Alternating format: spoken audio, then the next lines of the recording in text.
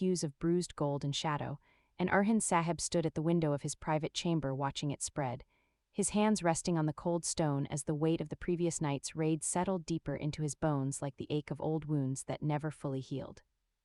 The captured Andreas lay bound in the depths below, his silence a living thing that filled the underground chamber with the promise of secrets yet to be torn free, and Arhan knew that time was the enemy now, for every hour that passed allowed Faladios another thread to weave, another whisper to plant, another shadow to stretch across the fragile peace they had fought so hard to claim. He turned from the window and descended the stairs without ceremony, the guard stepping aside with eyes that spoke of loyalty strained by the knowledge that their sultan walked among vipers. And as he entered the interrogation room, the air grew thick with the scent of damp stone and the faint metallic bite of fear. Andreas chained to a chair with his head bowed, his fine robes torn at the collar, his face a mask of aristocratic defiance that cracked only when Arhan's voice cut through the gloom like a blade drawn across silk. "You spoke of choices in Samandaria," Arhan said, his tone low and even, the kind of voice that carried more menace in its calm than any shout could muster, "and now you will speak of them here, or the choice will be mine to carve from your flesh until nothing remains but truth."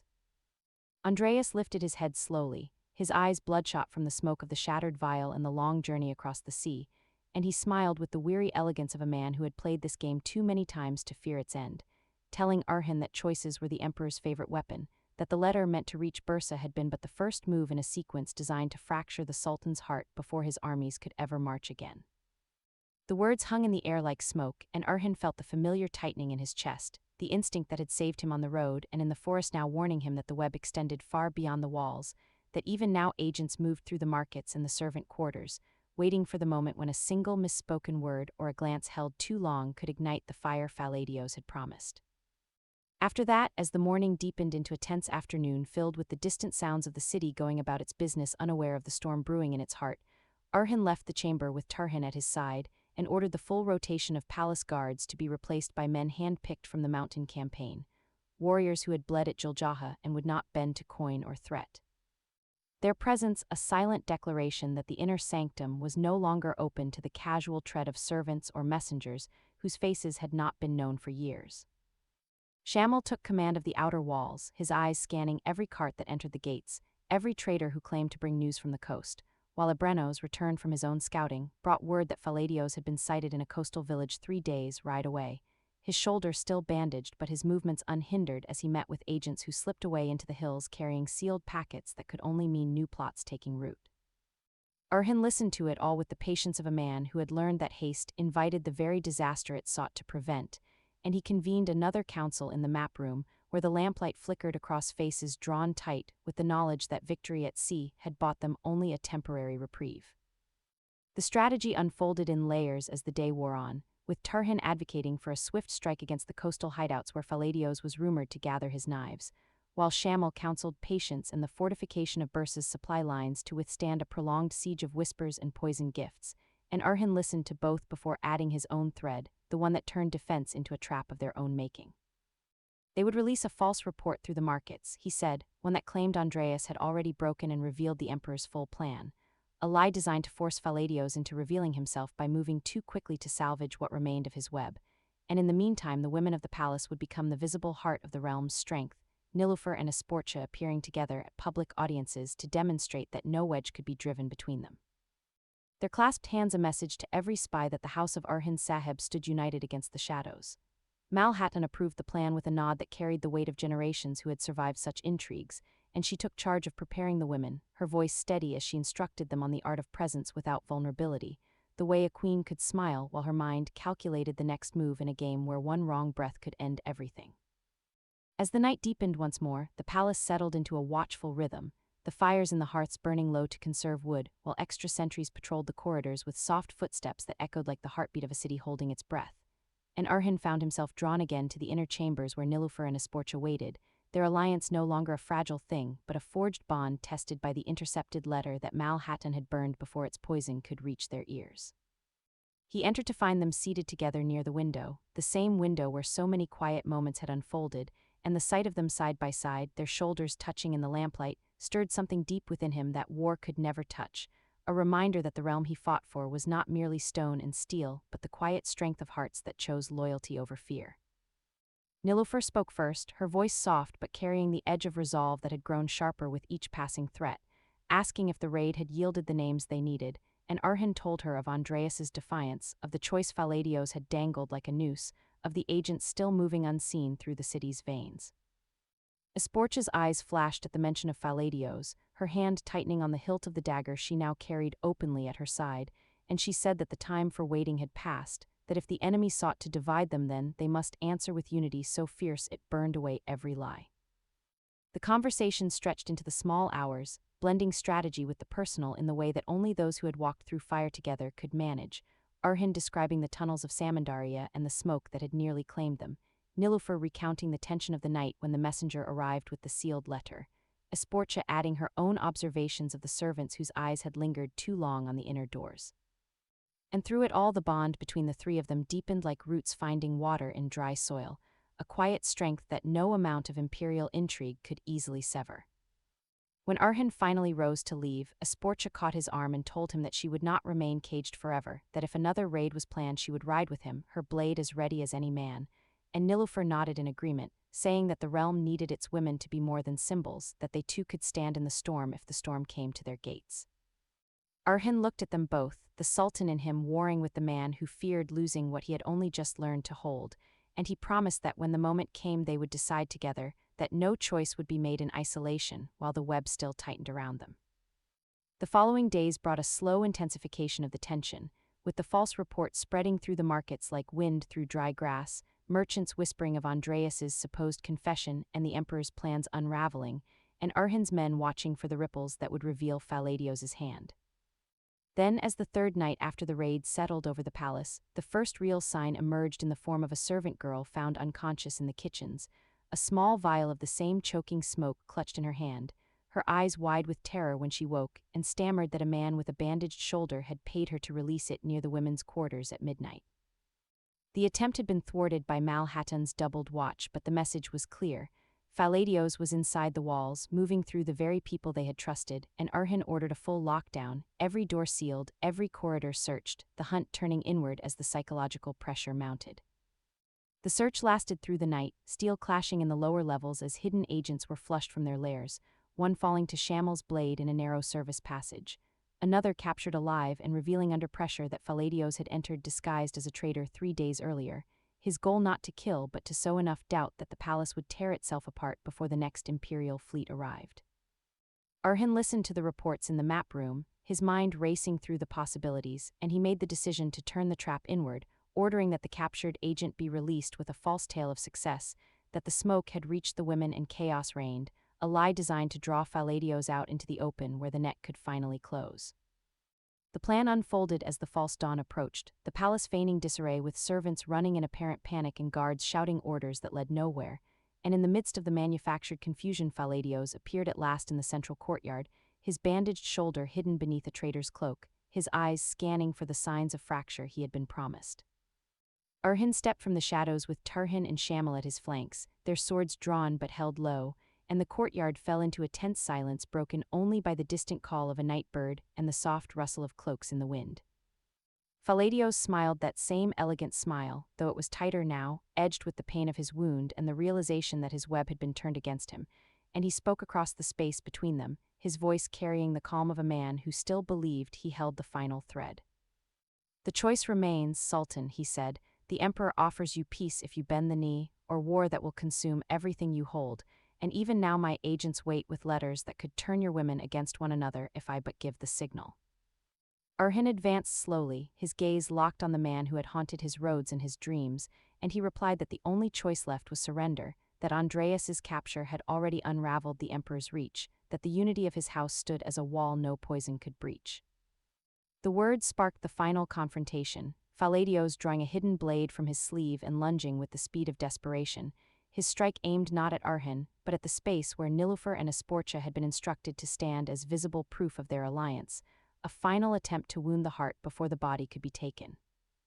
Orhan met the attack with a parry that rang through the courtyard like a bell, steel on steel echoing off the walls as the two men circled in a dance of shadows and firelight from the torches, their blades flashing in arcs that left trails of sparks in the air.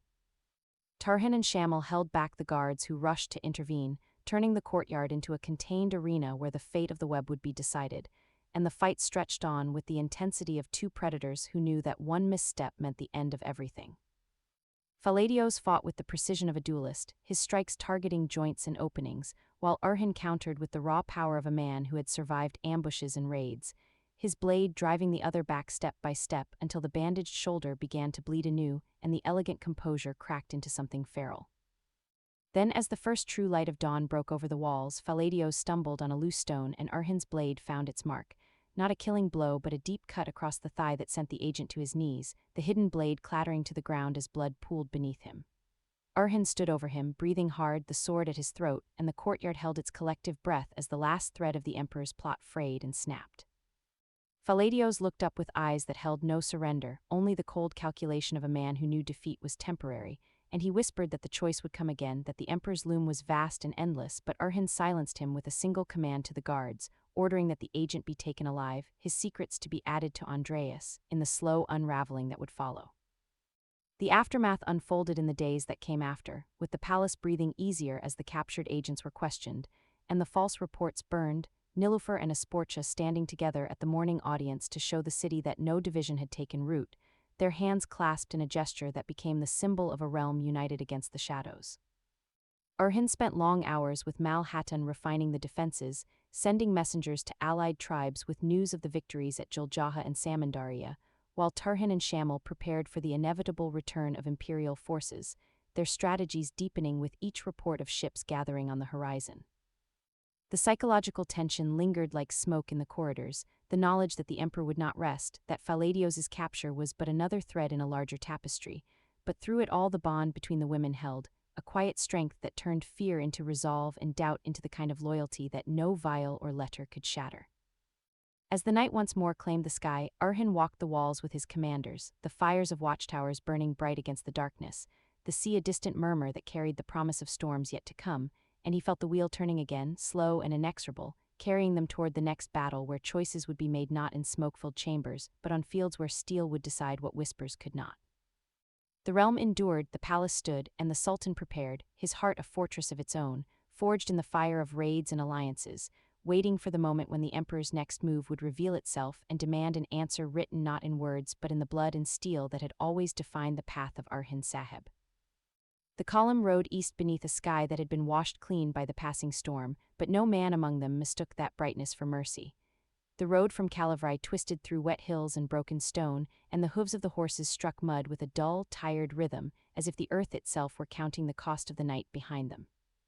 At the center of the guarded line, chained and mounted beneath watchful blades, rode Faladios, his wounded shoulder bound tightly, his face pale from blood loss but his eyes still alive, still measuring, still gathering every sound and every glance as though captivity were nothing more than another chamber in which he might find a hidden door.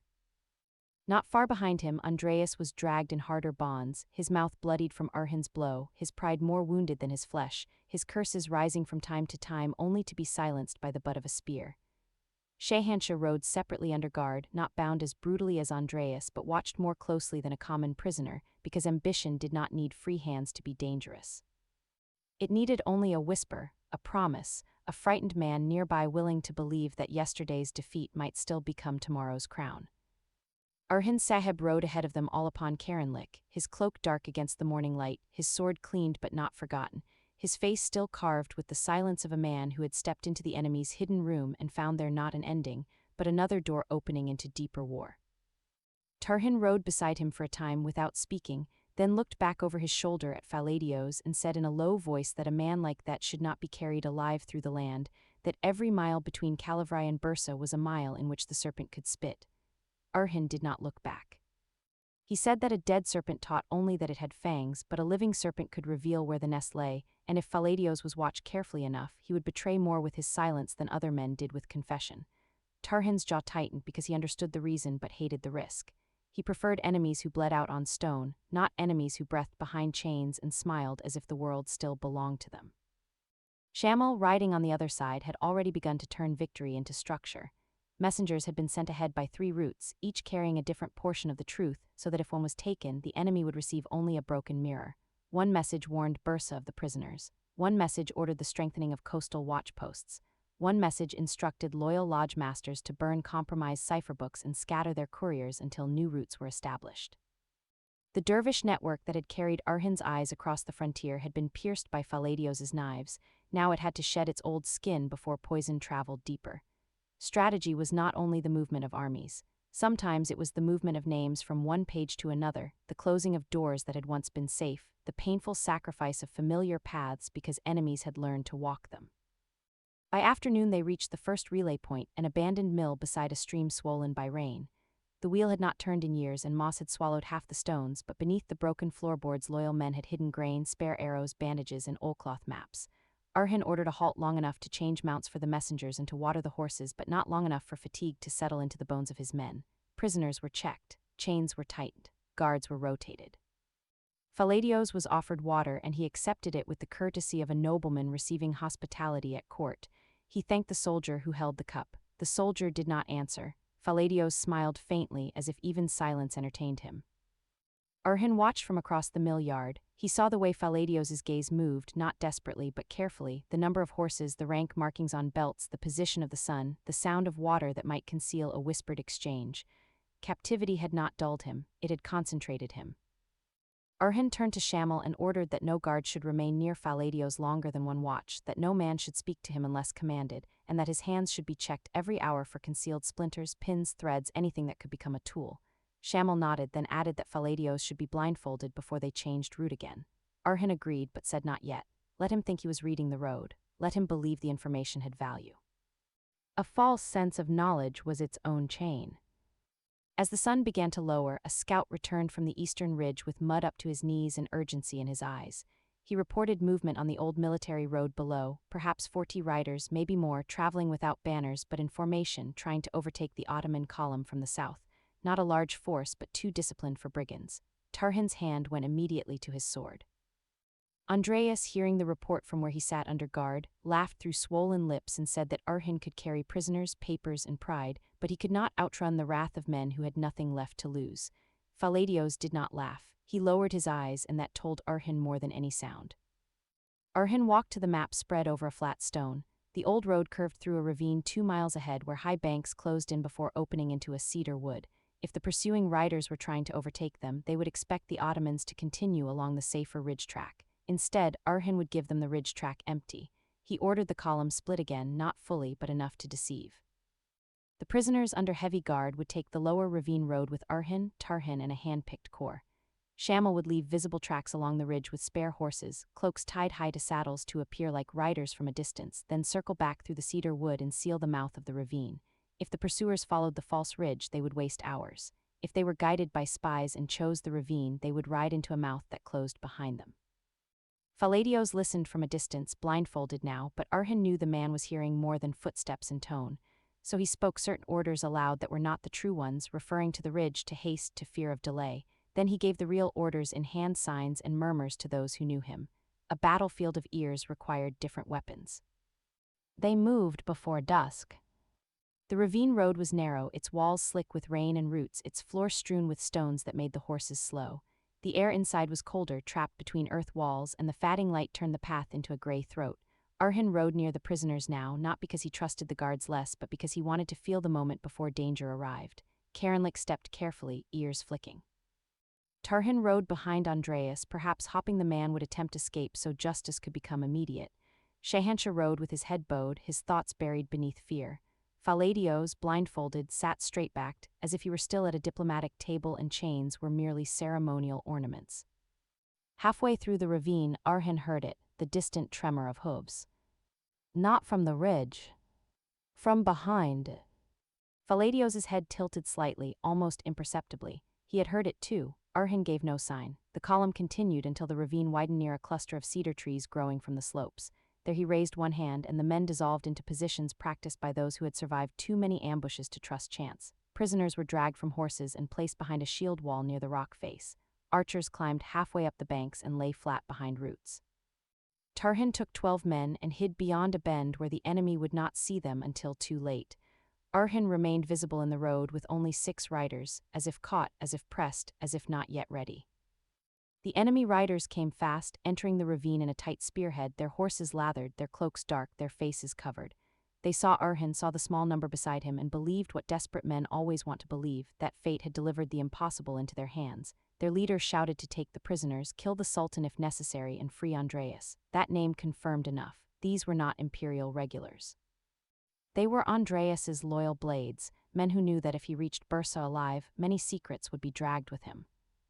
Orhan waited until they were fully committed to the narrowest stretch. Then he lifted his sword. The ravine erupted. Arrows struck from both banks, falling at steep angles into horses and shoulders. The front rank collapsed in confusion, mounts screaming, men thrown hard onto stone. Tarihin's hidden unit slammed into the enemy's flank from the bend, shield to shield, blade to blade, turning momentum into ruin. Behind the pursuers, Shamil's horn sounded from the ravine mouth, and his men appeared like a closing gate, cutting off retreat. The rescue attempt became slaughter within moments, but not a clean slaughter. Close fighting broke out among fallen horses, splintered lances, and men crawling through mud for dropped swords.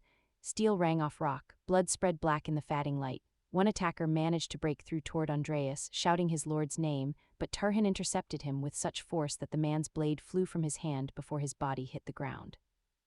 Orhan fought from horseback at first, cutting down a rider who tried to rush him, then dismounted when the melee became too tight. A masked fighter came low with a curved blade aimed at Orhan's knee. Orhan pivoted, trapped the man's wrist, and struck him across the temple with the pommel. Another attacker lunged from behind a fallen horse. Orhan caught the motion in the corner of his eye and drove his sword backward under the man's ribs without turning fully. Combat in such places was not glorious. It was breath, mud, instinct, and the refusal to be surprised. Then a shout rose from the prisoner line. Faladios had moved. Not far, not freely, but enough.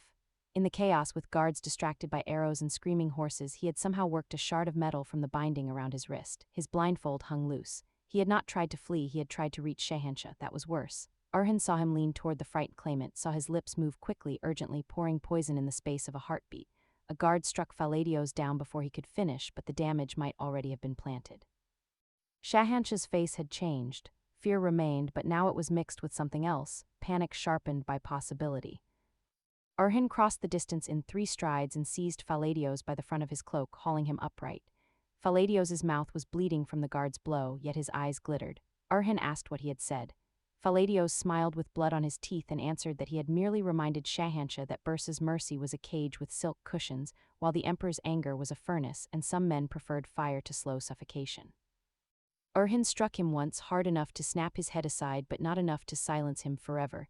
Then he ordered the gag, no more words, not to guards, not to prisoners, not to wind. The ravine fight ended as night fell. Of the pursuing riders, some died, some surrendered, a handful were captured, wounded. Under questioning, one revealed that they had not followed tracks. They had followed a signal, 3 strips of blue thread tied beneath stones along the lower path. Orhan looked at the markers when they were found, and the pattern matched the cloth Tarihin had discovered before Samandaria. Faladios' network had placed signs on roads that even Ottoman scouts had missed. The land itself had been taught to speak to traitors. Orhan ordered every marker collected and copied. If the enemy used blue thread signs to guide blades, then Ottoman scouts would learn the language and begin writing lies in it. They did not camp in the ravine, too much blood, too many bodies, too many spirits in the stones. They rode through the first half of the night, taking a route so old even the locals used it only in dry seasons. Rain returned near midnight, soft at first, then harder, washing mud from hooves and blood from cloaks but doing nothing to cleanse memory. Darsan and Yunus, traveling with the support group behind, had already been sent toward the hill lodge and then onward to safer protection. Orhan's immediate burden now was the prisoners and the documents, the living and written proof of a conspiracy vast enough to ignite the frontier. Near dawn, Bursa's outer farms appeared through veils of rain. Smoke rose from chimneys, dogs barked. Farmers halted in their fields as the armed column passed, seeing prisoners in chains and the faces of men who had fought through darkness. Rumor traveled faster than horses, and by the time Orhan reached the city gates, people had begun to gather despite the rain, not cheering loudly because the sight of chained nobles and foreign agents did not invite celebration, but watching in a heavy silence that held both relief and dread. They had heard of Calavrai, they had heard Darsan lived, they had heard Faladios was coming in chains, they had heard Andreas had been captured. And they understood, even if no official proclamation had yet been made, that such captures meant the realm had been closer to the abyss than they had known. The gates of Bursa opened. Inside, the city felt different. It had not fallen, had not burned, had not suffered siege, yet fear had passed through it like an invisible army. Guards stood at crossroads. Market stalls opened late, men spoke in lower voices. Women pulled children close as the prisoners passed. Arhan saw all of this and felt the quiet wound of leadership. Even victory carried fear into the homes of the people. To protect them, he had to reveal enough danger for vigilance, but not so much that panic became its own enemy. At the palace courtyard, Malhattan stood waiting with Nilüfer and Esporça behind her. Malhattan's face revealed nothing to the crowd, but Arhan saw the brief softening in her eyes when she saw him alive. Nilüfer stood very still, her hands clasped so tightly the knuckles white, yet she did not step forward until protocol allowed. Esporça's gaze moved first not to Arhan's face but to his body, searching for wounds, then to Faladio's, where it hardened into something cold enough to cut. The prisoners were dismounted. Andreas spat toward the stones and called Bursa a nest of wolves. Tarhan struck him across the back of the head with an open hand and said wolves at least knew loyalty, which was more than could be said for men who crawled behind imperial skirts. Şehansha descended unsteadily, eyes fixed on the palace as if its walls had already judged him. Faladio's was removed last, gagged, hands bound, shoulders stiff, but still walking with that infuriating elegance of a man who refused to give humiliation the satisfaction of changing his posture. When Esporça saw him, something flickered in her eyes, not fear, not exactly, but recognition of the kind of cruelty that had once shaped courtly worlds she knew too well. Faladio's looked at her for half a breath, and though gagged, he smiled with his eyes. Arhan saw it. Nilüfer saw it too. The old traps were still alive, glances, implications, silent attempts to disturb the balance of the house. But this time Nilüfer stepped slightly closer to Esporça, not away. It was a small movement, almost invisible to anyone who did not understand the war beneath wars. Faladio's saw it, and the faint smile faded. Malhattan ordered the prisoners taken to separate chambers below the palace, not common dungeons where sympathizers might reach them, but old secure rooms built in Osman's time for men too valuable to kill and too dangerous to trust. Faladio's would be held in stone without windows, guarded by men who did not speak Greek or Latin, with lamps controlled from outside and food inspected by 3 hands. Andreas would be kept far enough away that his rage could not feed others. Şehansha would not be chained in darkness yet. He would be placed in a guarded chamber with a scribe nearby, because men like Şehansha often confessed more to ink and silence than to pain. Once the courtyard emptied, once the gates closed and the people were held beyond the outer court, Arhan finally approached the women of his house. Nilüfer stepped forward first. She did not ask if he was hurt. She had already seen enough to know he would answer with duty. Instead, she placed her hand against his chest, over the mail hidden beneath his tunic, and for a moment her eyes closed as if feeling the proof of his heartbeat. Arhan covered her hand with his own. Esporça stood near, and Arhan turned to her as well. She said only that the shadows had teeth too, and Arhan answered that yes, but now they had jaws around one of them. Malhattan looked from one to the other and said the serpent in chains would test every wall of this palace before the day was done. She was right. By mid-morning the council gathered in the great chamber, not with ceremonial brightness but under guarded doors, shuttered windows, and maps weighed down by daggers. Arhan placed the captured documents before them. Shamil described Kalavrai in precise terms: the lords present, the imperial officers dead or captured, the harbor secured, the signal system disrupted. Tarhin described the ravine ambush, the blue thread markers, the attempt to free Andreas, and Faladios's effort to whisper into Şehansha's ear. Ebrenos, who had remained in Bursa coordinating internal security, added his own findings. 3 servants dismissed for suspicious ties, 1 merchant arrested after coded coins were found in his grain sacks, and 2 forged letters intercepted, each designed to inflame jealousy between factions loyal to Nilüfer and those sympathetic to Esporça. The poison had indeed entered through every crack it could find. Nilüfer and Esporça were present, at Malhattan's insistence. Some commanders shifted uncomfortably at first, but Arhan silenced the room with one glance. If the enemy aimed at his house, then his house would hear the enemy's shape. Nilüfer listened without flinching as the forged letters were read. One accused Esporça of seeking to displace her. Another accused Nilüfer of plotting to send Esporça away once Arhan returned. The words were clever, not crude. They used fragments of truth, old wounds, courtly tensions, and the ghosts of Daphne's venom. That made them dangerous. When the reading ended, Esporça's face was pale with controlled anger. Nilüfer took the letters, looked at them, then placed them into the brazier herself. The parchment curled, blackened, burned. She said that the enemy had wasted ink. Esporça watched the smoke rise and added that next time they should send better lies because these had arrived too late. A murmur moved through the chamber, not amusement exactly, but respect. Malhattan's eyes warmed with approval. Arhan felt a quiet strength settle in him. Faladios could read many things, but he had misread this. Then came the question of interrogation. Tarhin wanted to begin with Andreas. Pain, he said, was a language Andreas understood fluently. Shamil advised beginning with the captured officers and lesser agents, building a lattice of names before confronting Faladios because the Master of Whispers would twist any direct question into theater. Malhatun suggested Shahansha first, not because he was least guilty but because he was most afraid, and fear before pride hardened could be opened. Orhan listened, then chose the order, Shahansha, then the lesser agents, then Andreas and Faladios last. A fortress did not fall by attacking its highest tower first, one undermined the foundations. Shahansha was brought not into the dungeon but into a small chamber with a window facing the courtyard where he could see the life of Bursa continuing beyond him. Soldiers drilling, servants carrying water, children of palace workers chasing one another near the far wall before being scolded back indoors. Orhan entered alone at first. Shahansha stood quickly, shame and fear fighting in his face. He began to speak, but Orhan raised a hand. He did not ask why immediately. He let silence do its work. Silence in the presence of a man wronged could become heavier than accusation. Last, Orhan asked whether the crown promised at Kalavrai had felt lighter in Shahansha's imagination than the chains waiting beneath Bursa.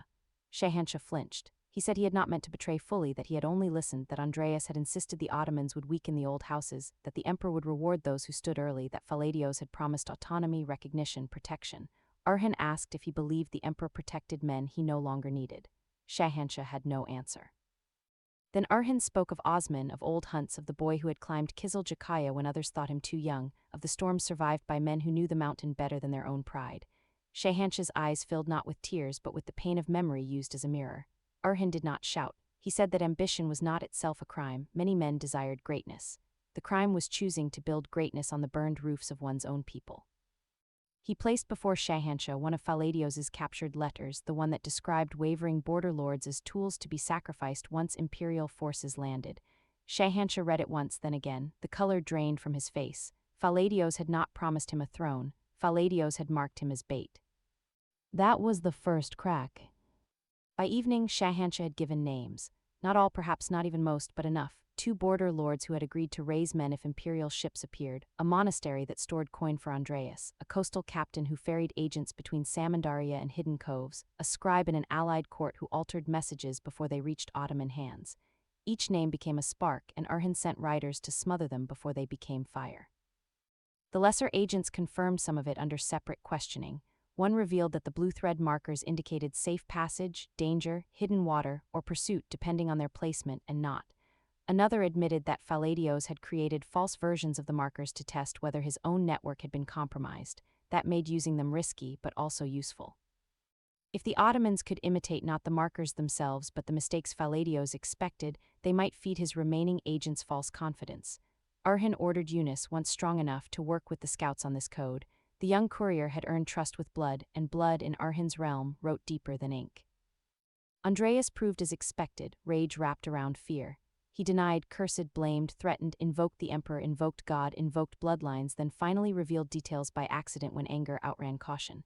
He spoke of a ship called the St. Veros carrying coin and mercenary contracts from the west. He spat that even if Kalavrai fell, the money would reach the border through another harbor. Shamil, listening behind a screen, caught the name.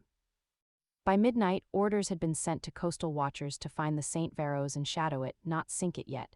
Coin could lead to hands, hands could lead to throats. Faladios waited. For 2 days, Orhan did not question him. That was deliberate. Men like Faladios prepared themselves for immediate confrontation. They sharpened their words, arranged their masks, imagined the opening move. Waiting dulled some blades and sharpened others into impatience. In his windowless chamber, Faladios received food, water, treatment for his wound, and no conversation. Guards changed silently. Lamps were lit and extinguished unpredictably. He was neither tortured nor comforted. He was denied the one thing he fed upon, human response. On the 3rd night, Orhan entered. The chamber was small, stone-walled, lit by a single lamp placed beyond Faladios's reach. Faladios sat chained at a table, his shoulder newly bandaged, his face thinner but composed. When Orhan entered, he smiled as though welcoming a guest late to dinner.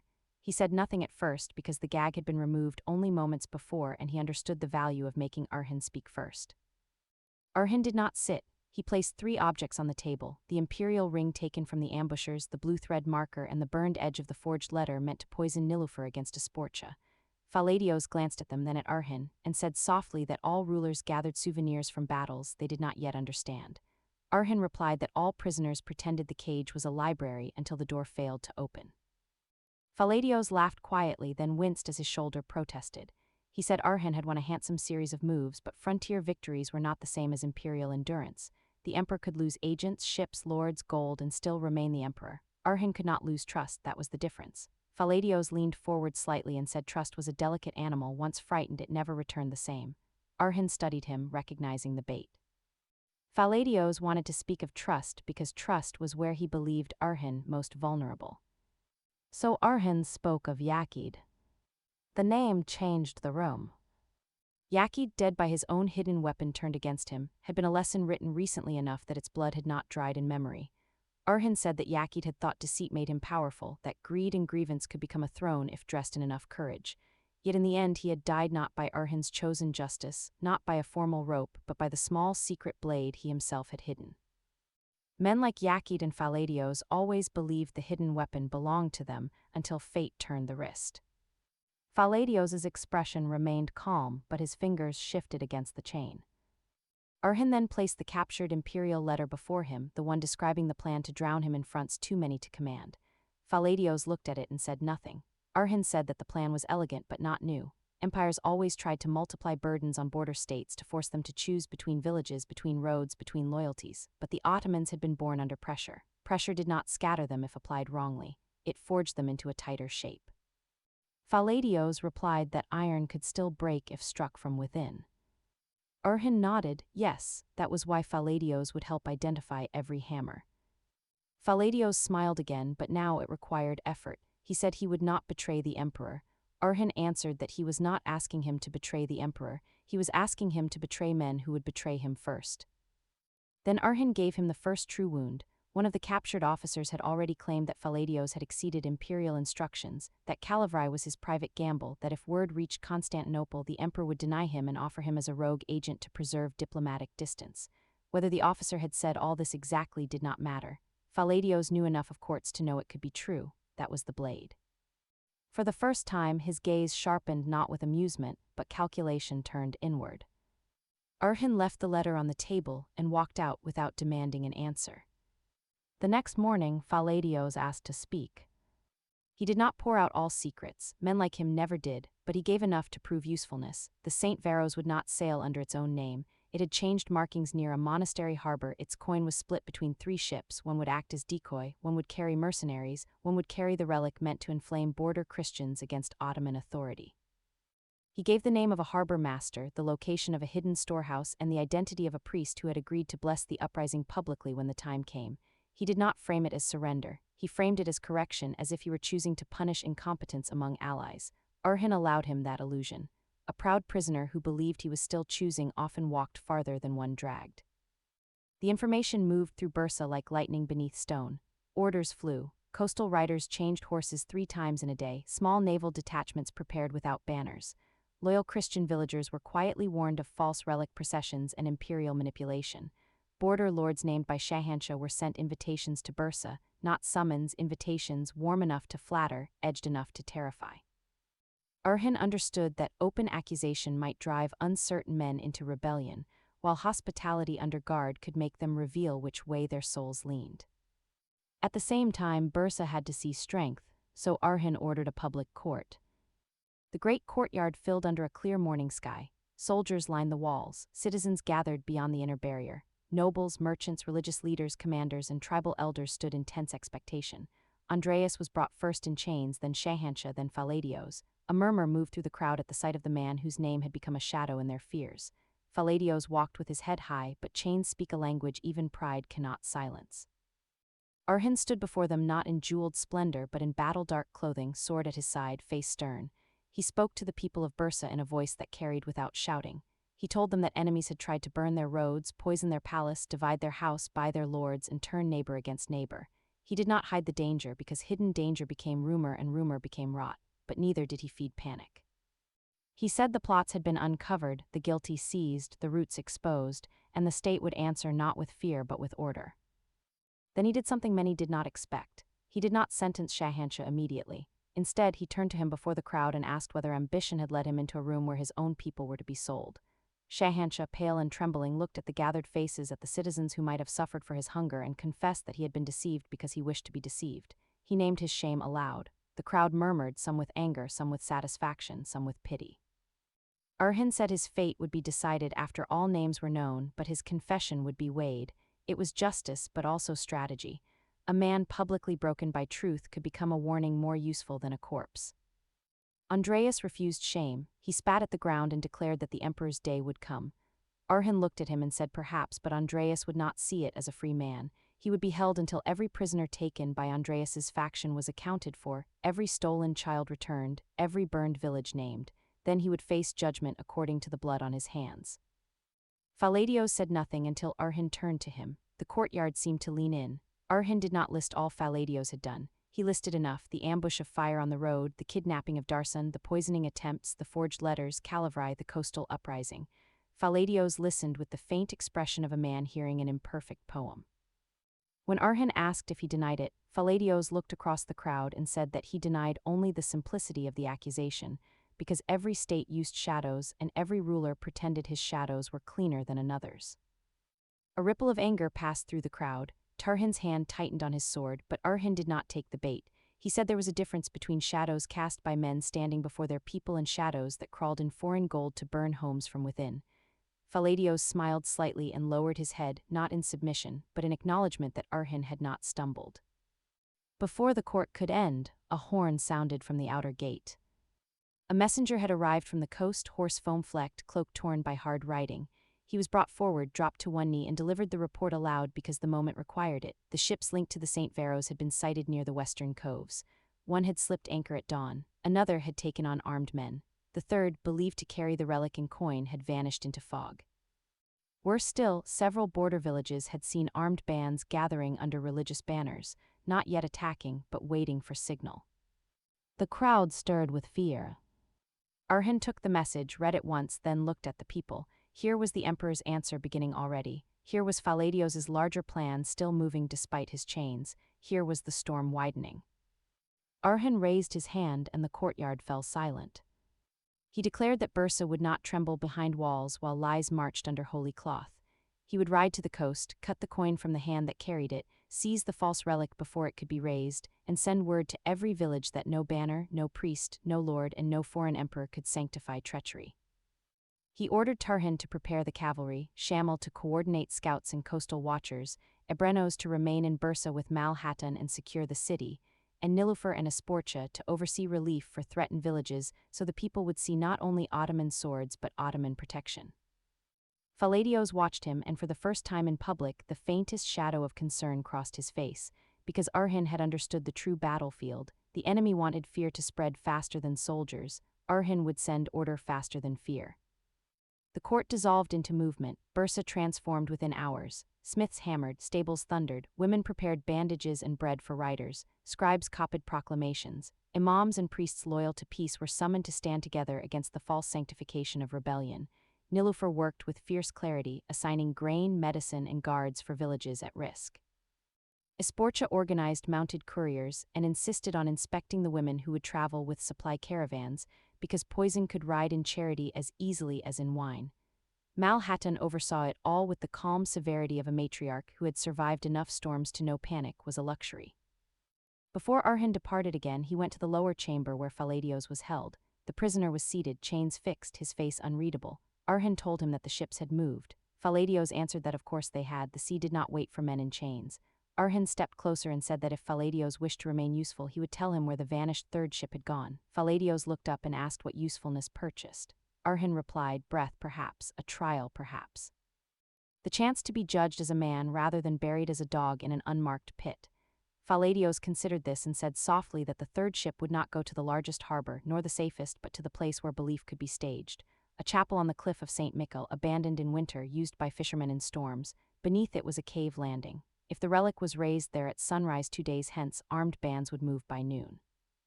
Arhan studied him. Why give this? Faladios's expression was almost amused again, though weaker than before, because he said the men carrying it are fools who think fire once lit obeys the hand that struck the spark. If they succeed without me, they become dangerous. If they fail because of me, they remain beneath me, even in my absence. Arhan looked at him with cold understanding. Pride was still a leash. Good, he could use leashes. He left without thanks. By sunset, Arhan rode from Bursa once more, but this time not as a small hidden blade. This time the road shook beneath a force chosen for speed and impact. Cavalry under Tarihin, scouts under Shamil, light infantry mounted behind riders, and messengers spreading ahead with proclamations. The objective was not conquest of a fortress, but interception of an idea before it became blood. They had less than 2 days to reach Saint Mikl's cliff, locate the cave landing, seize the relic, and break the bands gathering under false promises. If they failed, the frontier would ignite in pockets, village against village, lord against lord, rumor against truth, and no army, however brave, could be everywhere at once. Night fell as they rode through olive groves and open fields. Torches were forbidden. The moon gave enough light. Orhan felt exhaustion deep in his bones, but he did not give it authority. Around him, men rode with the grim focus of those who understood that this campaign was different. On a battlefield, victory could be seen. Here, victory meant preventing something from happening. Victory meant empty roads where massacres might have been. Victory meant villagers waking to find no army at their doors because another army had ridden through darkness to stop it. Near midnight, they reached a village already trembling under threat. The church bell had rung earlier, though no service was called.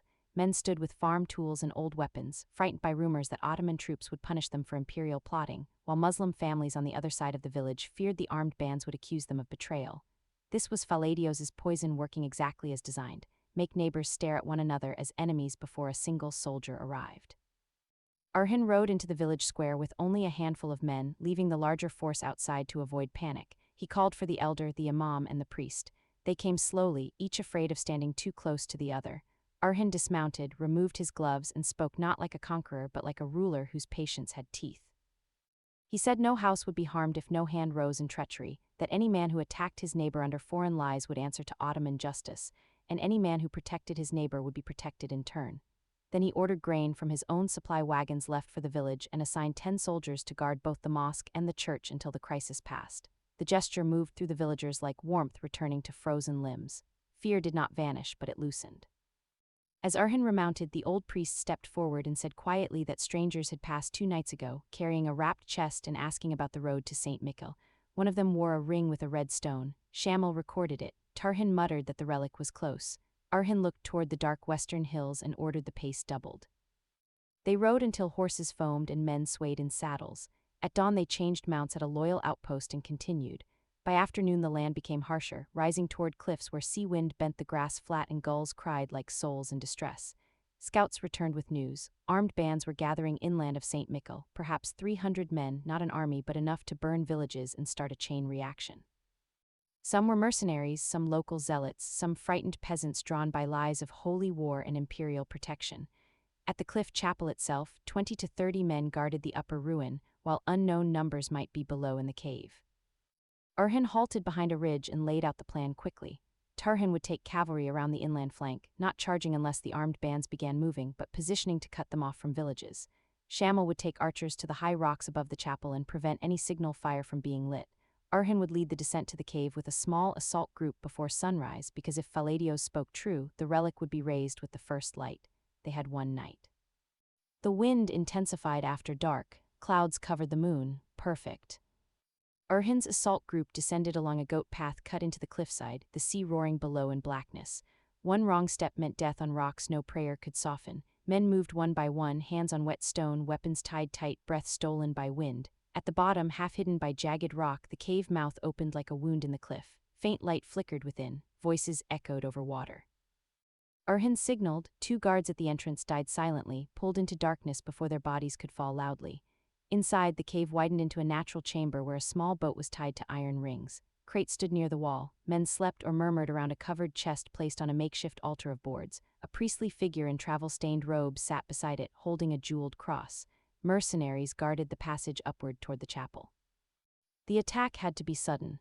If one man reached the upper path with warning, signal fire might rise. Orhan moved first. The cave became violence in an instant. Ottoman blades struck before shouts fully formed. A mercenary reached for a horn. Shamil's knife buried itself in his throat. Another kicked over a lantern and flames spread across spilled oil, illuminating the cave in wild orange light. Steel flashed against wet stone. The sea boomed behind them, each wave like a drumbeat beneath the fight. Orhan cut through 2 guards and reached the chest. The priestly figure tried to stand before it, crying that no Muslim hand should touch holy proof sent by heaven.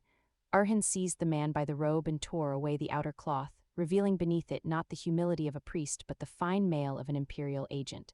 Around his neck hung not a relic seal but a coded capsule. The false priest drew a dagger. Orhan disarmed him with a twist that broke fingers, then threw him against the chest. The lid cracked open. Inside lay bones wrapped in gold cloth, surrounded by coin, letters, and prepared proclamations declaring divine sanction for uprising. Whether the bones belonged to saint, soldier, or animal hardly mattered. In the hands of desperate men, symbols could kill as surely as swords. A shout sounded from the upper passage. One guard had escaped upward. Orhan swore and ran. The climb from cave to chapel was steep, carved through stone steps slick with sea damp. Above, the first gray of dawn was beginning to touch the sky.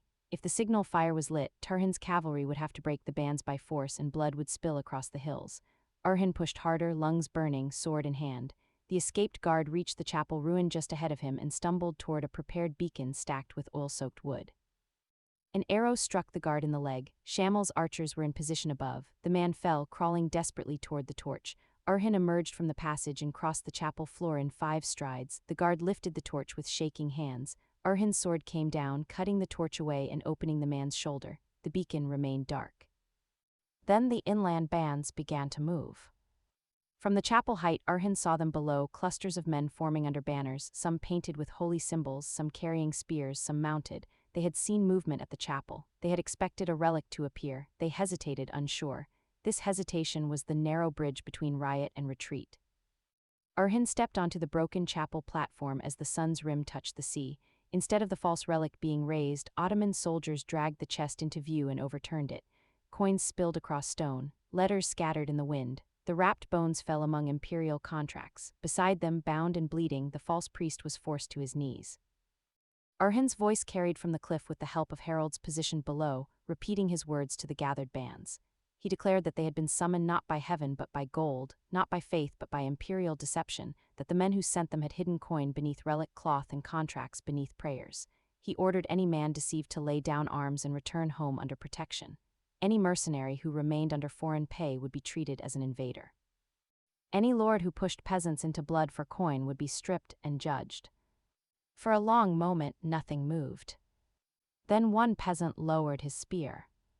Another followed. A group of villagers stepped back from the mercenaries. Murmurs spread. The banners wavered. The armed bands began to divide into those who had believed, those who had been paid, and those who had come to exploit chaos. That division was exactly what Orhan needed. Tarihin struck then not against all but with surgical force against the mercenary corps trying to rally the crowd. His cavalry swept in from the flank, fast and disciplined, cutting between peasants and hired blades, driving the mercenaries away from the villagers. Shamil's archers pinned down riders attempting to escape toward the western road. Orhan descended with infantry from the chapel, not charging blindly but closing the circle. The fight that followed was sharp, brutal, and brief. Mercenaries fought hard because coin had no home to return to. Several local agitators tried to flee and were captured. The peasants who had laid down arms were held aside, guarded but not slaughtered. That mercy mattered. It would travel farther than fear. By full morning, Saint Mikl's cliff was silent except for gulls, waves, and the groans of wounded men. The false relic lay exposed. The imperial coin was counted. The letters were sealed. The false priest confessed enough under immediate questioning to confirm Faladios's information and reveal that other relic processions had been planned if this one succeeded. Orhan ordered copies of the evidence displayed in nearby villages under the witness of both Muslim and Christian elders, so no one could claim the Ottomans had merely desecrated a holy object. Truth needed witnesses, or lies would dress themselves again by nightfall. Tarihin rode up, blood on his sleeve, eyes bright with battle. He said the inland road was secure and the mercenaries broken.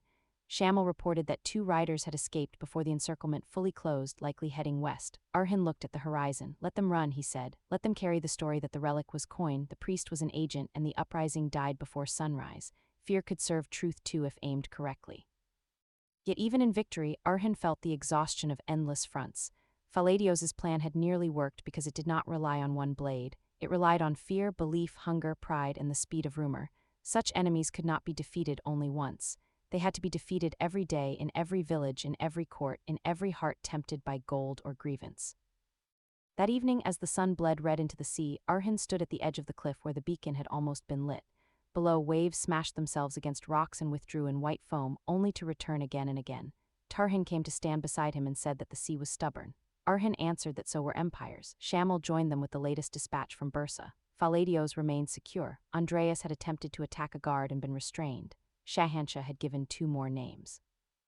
Nilüfer and Esporça had sent relief caravans to 3 villages, escorted by mixed guards, and Malhatun had ordered public prayers for unity across Bursa. At the bottom of the dispatch in Nilüfer's hand was a line, "The house stands." Orhan read it twice. Then Esporça's shorter note, tucked beneath, made the corner of his mouth tighten almost into a smile. "If the shadows return, we have learned to see in the dark." He folded both carefully and placed them inside his cloak. Night fell over Saint Mikl, fires burned in controlled circles. Prisoners were guarded, the false relic chest sat sealed beneath Ottoman watch. Men slept where they could, others cleaned blades, a few prayed. The wind carried salt, smoke, and the distant murmur of uneasy villages learning that they had been spared not by chance but by riders who reached the cliff before dawn. Orhan did not sleep for a long time. He watched the dark water and thought of the emperor somewhere beyond distance and walls receiving one failure after another. Calavry broken, Faladios chained, Saint Mikl exposed, coins seized, uprising delayed, perhaps prevented. Such news would not make the emperor retreat, it would make him colder, more deliberate. The next blow would not be improvised through agents alone, it would come with banners, it would come with ships. It would come with a claim so large that every lord on the frontier would be forced to choose where he stood. And as if fate wished to answer that thought, a rider arrived near midnight from the Eastern Watch, horse stumbling with exhaustion. He carried a sealed strip taken from a captured messenger west of the coast. Shamil brought it to Orhan at once. The seal was not Faladios's, not Andreas. It bore the imperial mark openly. Orhan broke it. The message was brief, meant for commanders already in motion. Imperial forces were to assemble across the water within 15 days. Border sympathizers were ordered to preserve strength. The relic plan, if failed, was to be abandoned. The next phase was named in 2 words written with chilling simplicity. Iron Dawn. Orhan stared at the words as the wind moved around him. Iron Dawn. A campaign then, a full imperial design, not whispers now but iron, not poison only but armies. The frontier had been tested, softened, probed. Now the hammer was being lifted. Tarihin read over his shoulder and smiled without warmth. At last, he said, they come where we can see them. Orhan looked toward the Black Sea, where somewhere beyond the horizon ships were being counted, contracts signed, armor loaded, prayers twisted, ambitions sharpened. He felt no fear, not because the danger was small, but because at last the shape of it was becoming visible. A visible enemy could be met, a marching army could be trapped, a fleet could be burned, a dawn of iron could be answered by a people who had learned to become steel. He turned to Shamil and ordered immediate riders to Bursa, to the coastal forts, to the tribes, to every loyal commander. Grain stores were to be secured, villages near invasion routes evacuated or fortified, bridges prepared for demolition if needed, false camps established along the coast to mislead scouts, fires coded anew, the blue thread marker language inverted and used to feed false routes to remaining enemy agents.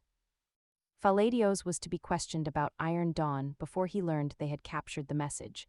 Andreas was to be shown nothing. Shahansha was to be offered one final chance to stand publicly against the invasion he had nearly served. Then Orhan looked again at the sea. The War of Shadows had not ended, but it had been forced to reveal the army standing behind it. The next chapter would be written in larger fires across coasts, rivers, villages, and fortress walls. It would test Bursa's endurance, the loyalty of border lords, the unity of Nilüfer and Esporça, the wisdom of Malhatun, the blades of Tarihin and Shamil, and the will of Orhan Sahib himself. Behind him, the captured false beacon remained unlit. Ahead, somewhere beyond the dark horizon, the emperor prepared his Iron Dawn. And Orhan, standing beneath the night with salt wind in his face and the message clenched in his hand, whispered not to his men, but to fate itself that dawn belonged only to those strong enough to survive the night. The dawn that followed Faladios's capture broke over Bursa with the hesitant light of a sky still heavy with the residue of smoke and spent tension, and Orhan Sahib stood in the courtyard where the agent's blood had pooled and dried into dark stains on the stones. His sword sheathed once more, but his mind already racing ahead to the next layer of the web that had been torn but not fully destroyed. The guards dragged Faladios away to the same underground chamber where Andreas waited in chains, the 2 men now separated by stone walls yet bound together by the shared knowledge of the emperor's deeper designs. And as the morning lengthened into a day of heightened vigilance, Orhan descended once more into the depths, the air growing colder with each step until the torchlight flickered across faces etched with defiance and exhaustion. Andreas sat rigid in his bonds, his aristocratic features drawn tight as he watched Orhan enter, while Faladios, his bandaged shoulder seeping fresh blood through the cloth and his thigh wound bound crudely, leaned against the wall with the weary poise of a man who understood that survival now depended on how much he chose to reveal before the blade forced the rest from him. Orhan spoke without preamble, his voice echoing softly in the confined space, telling them that the false report had done its work and the palace stood intact, that their attempts to fracture the house of the Sultan had only forged it stronger, and now the choice they had offered would be turned back upon them. Faladios smiled faintly through the pane, his eyes glinting with the same calculating light that had marked their duel in the forest, and he replied that the emperor's loom was not so easily unraveled, that even now fresh agents moved through the coastal villages carrying new vials and new letters, that the fleet at Karasi had already begun to reassemble under a new commander who knew the routes through the Bosphorus better than any Ottoman scout. Andreas remained silent at first, his gaze shifting between the two men as if weighing whether loyalty to a distant throne outweighed the immediate threat of Orhan's patience wearing thin. But when Orhan stepped closer and placed the point of a dagger against the man's bound wrist, the words began to flow in a low, reluctant stream, names of hidden contacts in Bursa, routes through the hills where supply caches had been buried for the coming invasion, and the precise location where Shahanshah had retreated after the raid on Samandaria, nursing his wounded ambitions in a fortified villa along the inland road. The revelations poured out over the course of the long afternoon, each name and route etched into Orhan's memory like lines carved into steel. And as the hours passed, the psychological weight of the interrogation shifted from resistance to a slow, grinding erosion, Faladios adding details about the emperor's plan to strike not at the walls of Bursa but at the hearts within them, using whispers of Orhan's supposed death to turn Nilufer's grief into a weapon and Esporcha's loyalty into a target for suspicion. Orhan listened without interruption, his face a mask of controlled fury, and when the two men had spoken until their voices grew hoarse, he ordered them left in darkness with only the drip of water and the distant echo of footsteps for company, knowing that isolation would work on them more effectively than any blade. He emerged from the chamber as the sun began to dip toward the western hills, the weight of new knowledge settling over him like a second cloak, and he moved through the palace corridors with purpose, gathering Tarihin and Shamil in the map room where the lamplight cast long shadows across the parchment that now bore fresh marks of the coastal routes and the villa where Shahanshah hid. The strategy that unfolded was layered and deliberate, a response not born of haste but of the hard lessons learned on the road and in the tunnels of Samandaria. Tarihin would lead a small force to the coastal villages where the new agents were said to gather, striking at dawn to seize the caches and capture any remaining knives before they could slip away, while Shamil would take command of the palace defenses, tightening the rotation of guards and placing trusted men at every gate and well to prevent further attempts with smoke or poison. Orhan himself would ride inland with a select escort, his goal to reach Shahanshah's villa before the man could regroup or send further messages to the emperor, turning the fallen prince's ambition into a lever that might pry loose more of the web. The plan carried risks, for leaving Bursa even for a few days invited the possibility of new attacks while the Sultan was absent, but the captured intelligence had made it clear that hesitation would only allow the emperor's forces to gather strength for a larger assault on the highland passes. As the night deepened and the council dispersed to prepare, Orhan sought out the inner chambers once more, where Nilufer and Esporcha waited with Mal Hatun, the three women having spent the day reinforcing the visible unity that had become their shield against the whispers. He entered to find them seated near the same window, the lamplight soft on their faces, and he told them of the interrogations, of the names and routes of the choice that had been offered and now lay broken at their feet. Nilufer's eyes darkened at the mention of the false letter meant to exploit her grief, but her voice remained steady as she asked what the next move would be, and Orhan described the rides that would take him away again, the strikes at the coast and the villa, the need to press the advantage before the emperor could replace his fallen agents. Esporcha leaned forward, her hand resting on the dagger at her side, and she told him that she would ride with the coastal force if Tarihin would have her, her skills as a warrior no longer something to be hidden behind palace walls, while Mal Hatun nodded in quiet approval, her gaze shifting between the two younger women with the pride of one who had seen such bonds forged in harder times. The conversation stretched long into the night, blending the cold edges of strategy with the warmer currents of shared resolve, Orhan describing the tunnels and the smoke and the way Faladios had fought with the precision of a man who believed himself above the mud of ordinary combat, Nilufer recounting the tension of the day when the servant girl had been found with the vial, Esporcha adding her observations of the way the captured agent's eyes had flickered with fear when the false report of chaos had reached him. Through it all, the alliance between them held firm, a living thing that grew stronger with each revelation of the enemy's intent, and when Orhan finally rose to leave for the brief rest that would precede the dawn rides, Esporcha caught his hand and told him that the next time the choice came it would be met not by one but by many, that the house of Arhan Sahib would answer steel with steel and whispers with the silence of unity. Nilüfer placed her own hand over theirs, her eyes bright with the fire of a woman who had chosen to stand in the storm rather than retreat from it, and Malhatan spoke softly from the shadows, reminding them all that the realm had endured such nights before and would endure again as long as the bonds held. Dawn came cold and clear, the air sharp with the promise of movement, and Arhan rode out with his escort toward the inland road while Tarihin's force, a sportia among them now with her cloak drawn tight and her blade ready, turned toward the coast where the new caches waited to be seized. The palace settled into its watchful rhythm under Shamel's command, the guards moving with renewed purpose, the women appearing at the morning audience with clasped hands that sent a clear message through the markets and into the ears of any remaining spies. The ride inland took the better part of the day, the hills rising around them in waves of green and brown, the distant sea a faint line on the horizon that seemed to watch their progress with the same patient menace as the emperor's distant court. They reached the villa as the sun began to set, its walls low and fortified, its gardens overgrown with the neglect of a man more focused on plots than on the land he claimed, and Arhan's men surrounded it in silence, their approach masked by the fatting light and the cover of olive groves that lined the approach. Shahanshah emerged at the first sound of steel on the gate, his face pale with the realization that his hiding place had been found, and he faced Arhan across the courtyard with the hollow defiance of a man whose ambitions had led him to a cage of his own making. The confrontation was brief and without mercy, Arhan's blade at the fallen prince's throat as the guards surrendered without fight, and the ride back to Bursa carried the weight of another captured piece of the web, Shahanshah bound and silent, his eyes fixed on the road ahead as if already calculating how much he could reveal before the emperor's reach closed around him once more. They returned under the cover of darkness, the palace gates opening to receive them, and as the night settled Arhan convened the council again, the new intelligence from the villa added to the maps and the routes, the plan for the coastal strike refined with the knowledge that Faladios's remaining agents would be flushed out by Tarhin's force within the next 2 days. The following nights brought a slow unwinding of the remaining threads, with Tarhin's riders returning from the coast with captured men and seized vials, Esporcha's presence among them a visible reminder that the women of the palace were no longer content to wait behind walls, and the interrogations in the underground chamber yielded further names that Shamel's men followed through the markets and the servant quarters until the last of the emperor's hidden knives had been taken. The psychological tension that had gripped the palace began to ease, replaced by a hard-won vigilance that turned every corridor and gate into a place of watchful eyes, and Arhan walked the walls with his commanders as the fires burned low, the sea a distant murmur that carried the promise of the next fleet even as the current threat receded.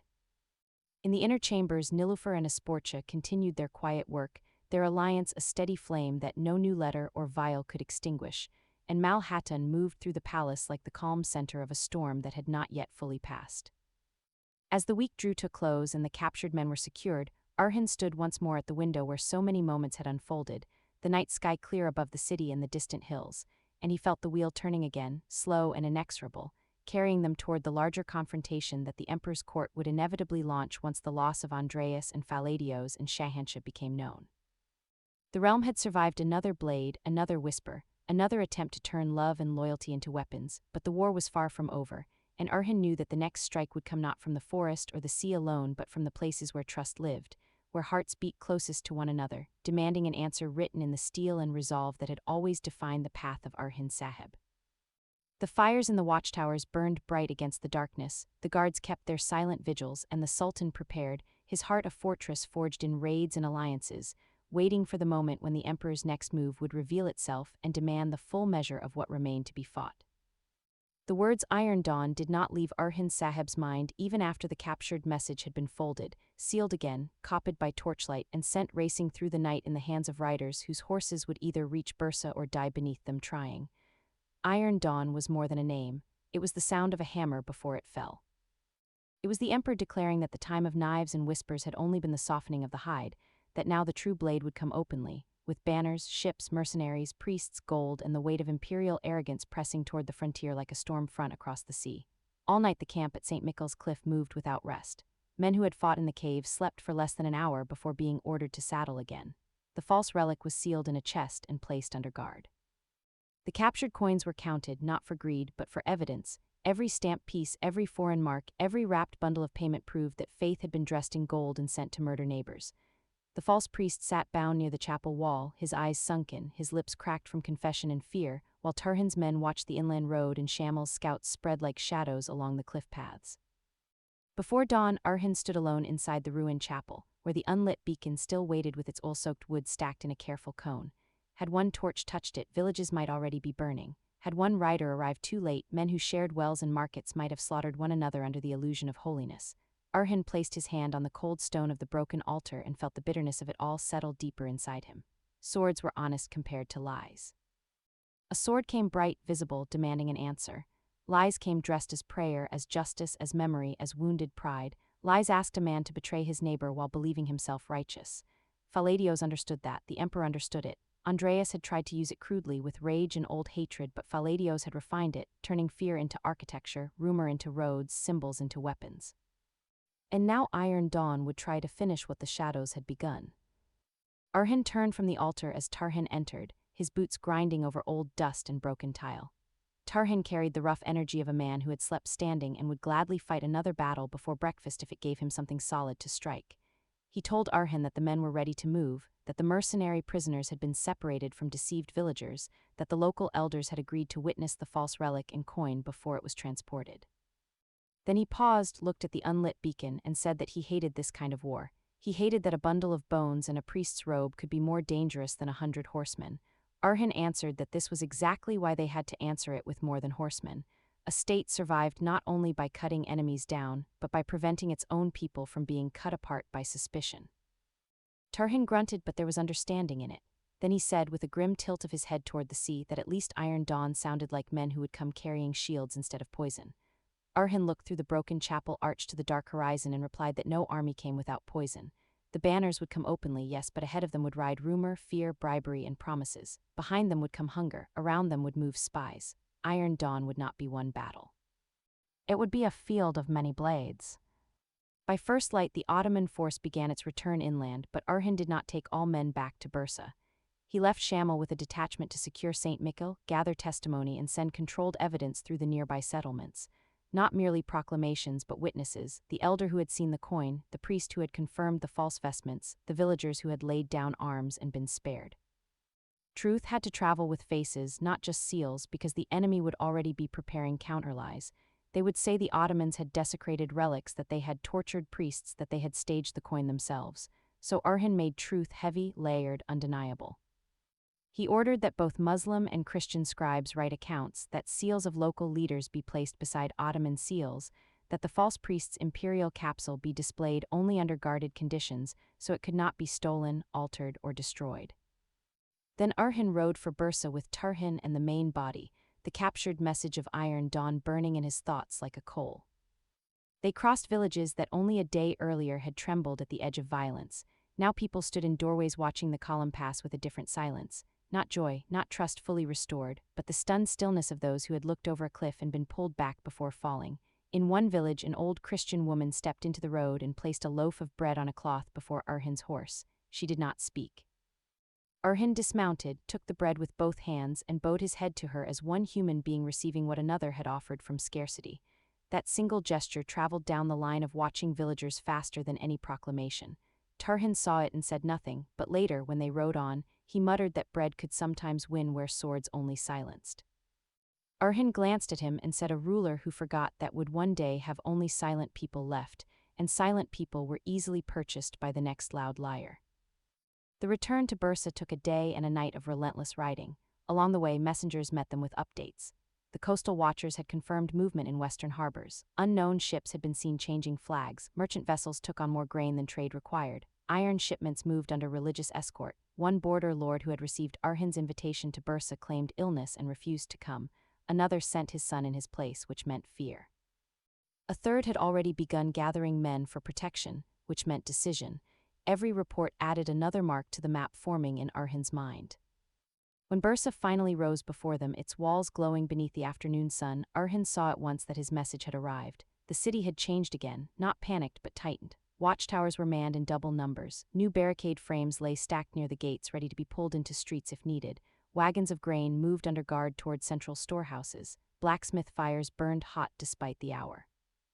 In the outer fields, men drilled with spears under veteran instructors, not regular soldiers but townsmen, craftsmen, apprentices, even older boys who tried to hide fear behind eager faces.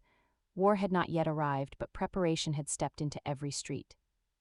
At the palace, Malhattan received Orhan not with relief alone, but with reports.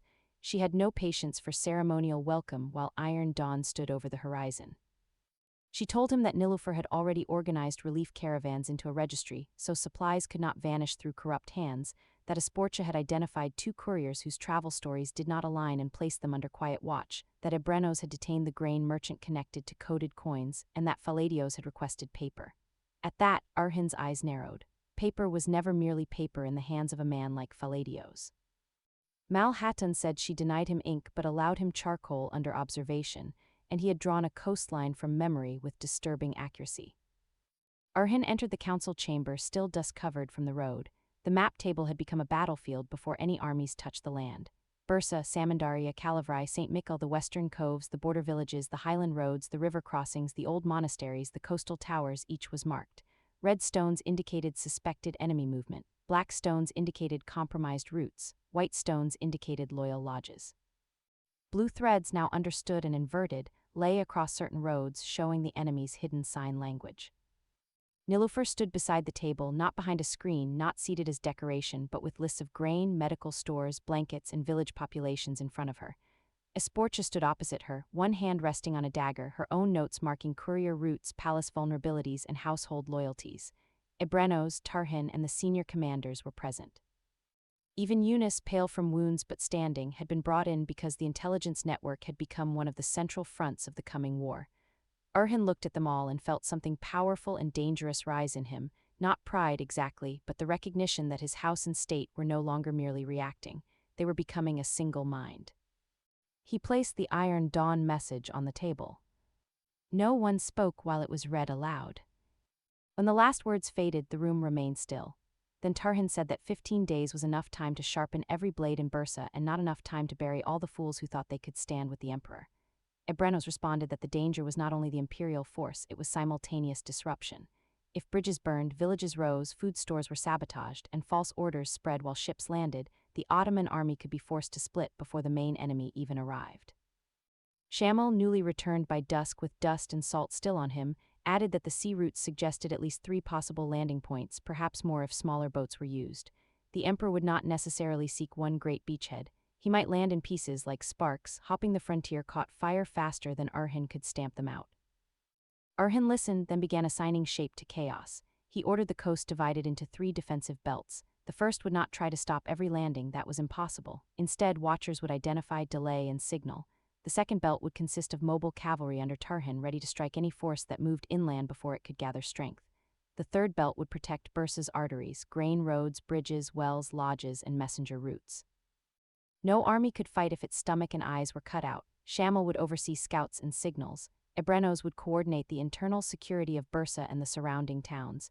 Nilüfer would manage stores and civilian movement, ensuring threatened villages could be emptied before they became hostages. Esporça would command palace counterintrigue with Malhattan, because forged letters and poison would surely return when men marched openly. Then Orhan turned to Yunus and placed a finger on the blue thread lines. The enemy believed these signs belonged to them. They would now become Ottoman bait. False markers would guide enemy couriers toward watched roads, false water points, false safe houses. But each falsehood had to be believable. Too clean and Faladios' remaining agents would smell the trap. Yunus bowed his head and said he understood. To deceive deceivers, one must leave room for their arrogance to complete the lie. That night Bursa did not sleep. The city became a machine of preparation. Women baked hard travel bread by the hundreds, boys carried arrow shafts to Fletchers, armorers hammered rivets under lamplight, healers sorted herbs, linens, needles, cautery irons. Imams preached patience and unity. Loyal priests were quietly escorted to speak in Christian quarters against the false relic plot, their words guarded not by intimidation but by proof. Scribes worked until their fingers cramped, copying proclamations, coded orders, evacuation instructions, loyalty oaths, grain ledgers. In stables, horses were fed carefully, not overworked, their hooves checked, their tack repaired. In courtyards, men practiced shield formations by torchlight until their arms shook. And beneath the palace, Faladios waited. Orhan went to him before dawn. The chamber smelled of cold stone, lamp smoke, and medicine. Faladios sat chained at the table, his charcoal map still resting before him. He had drawn the western coastline from memory, the coves, the reefs, the monastery docks, even hidden anchorages. Some details matched Ottoman knowledge, some went beyond it. That alone proved his value, and Faladios knew it. Orhan entered without guards inside, though two stood beyond the door. Faladios looked up and said softly that the Sultan had finally seen the size of the game. Orhan ignored the remark and pointed to the map. He asked where Iron Dawn would land. Faladios smiled faintly and answered that if he knew with certainty, he would be emperor, not prisoner. Orhan placed the captured message on the table and said the emperor gave 15 days. Faladios glanced at it, and for one tiny instant his eyes sharpened. He had not known the message was captured. Good. Orhan watched that reaction and understood the first truth. Iron Dawn was real, but the timing may have shifted without Faladios knowing. Faladios leaned back as far as chains allowed and said the emperor loved layered plans. One fleet to be seen, one fleet to be rumored, one force to land, one force to never leave harbor but compel Orhan to guard against it. Mercenaries would not be trusted with the main purpose, only used to create noise. The real strike would seek not Bursa's walls at first, but its confidence, perhaps a sacred site, perhaps a grain center, perhaps the capture of a beloved commander.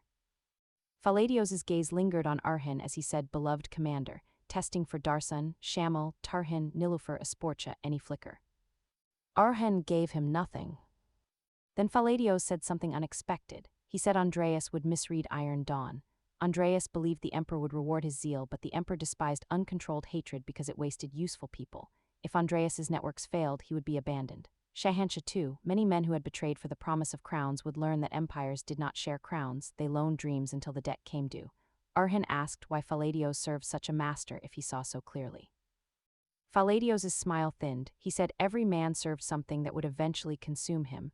Some served God, some blood, some land, some love, some ambition. He served the only thing that had never betrayed him, the game. Orhan looked at him for a long moment and said that was because the game had no heart to betray. Faladios lowered his eyes, and this time he did not answer quickly.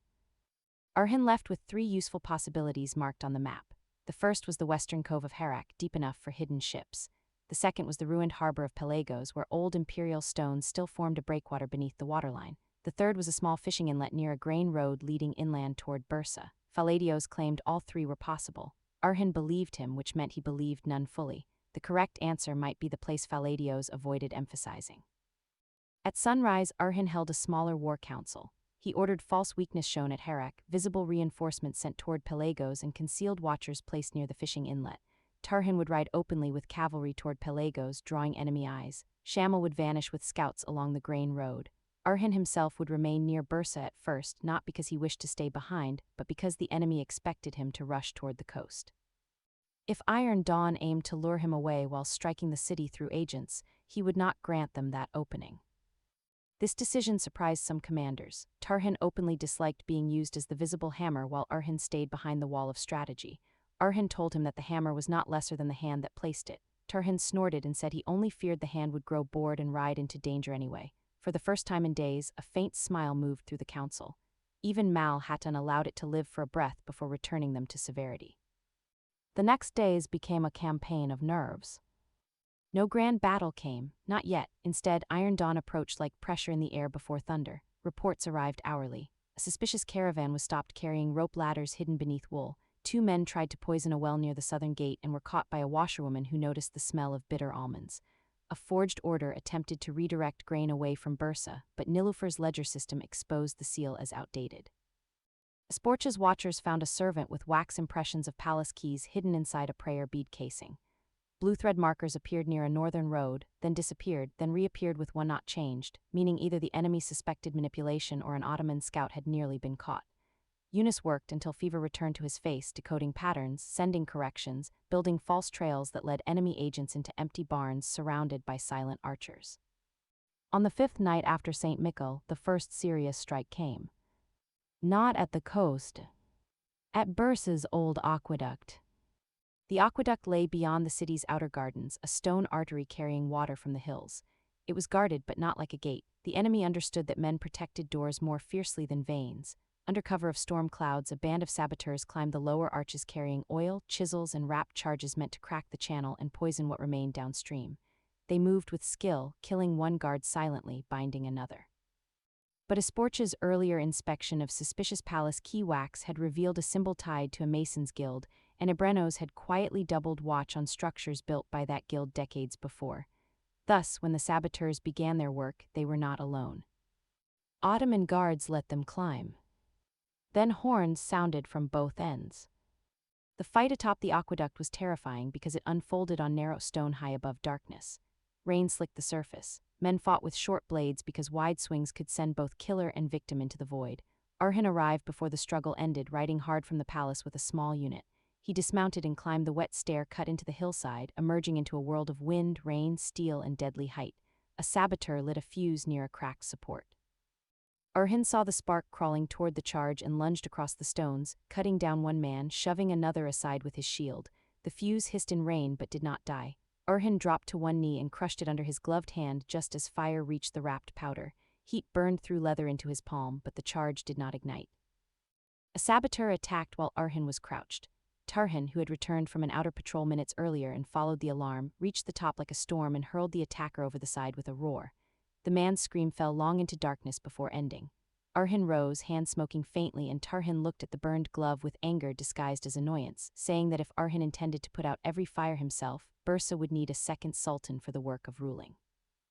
Orhan flexed his injured hand and said if Tarihin wanted the throne so badly, he should start with the ledgers. Tarihin recoiled as if struck and said he preferred death. Even in the rain, even with bodies on the stones, some men laughed. Laughter after terror was not disrespect, it was proof that fear had not swallowed them. The captured saboteurs revealed little, but one carried a strip of blue thread tied in the old pattern, not the inverted pattern, the original. That meant one cell of Faladios' network had not received updates or refused them or was being used by another handler. Orhan returned to the palace before dawn and ordered Faladios shown the strip without explanation. Faladios looked at it and his expression shifted, not fear but irritation. He said only one word: careless.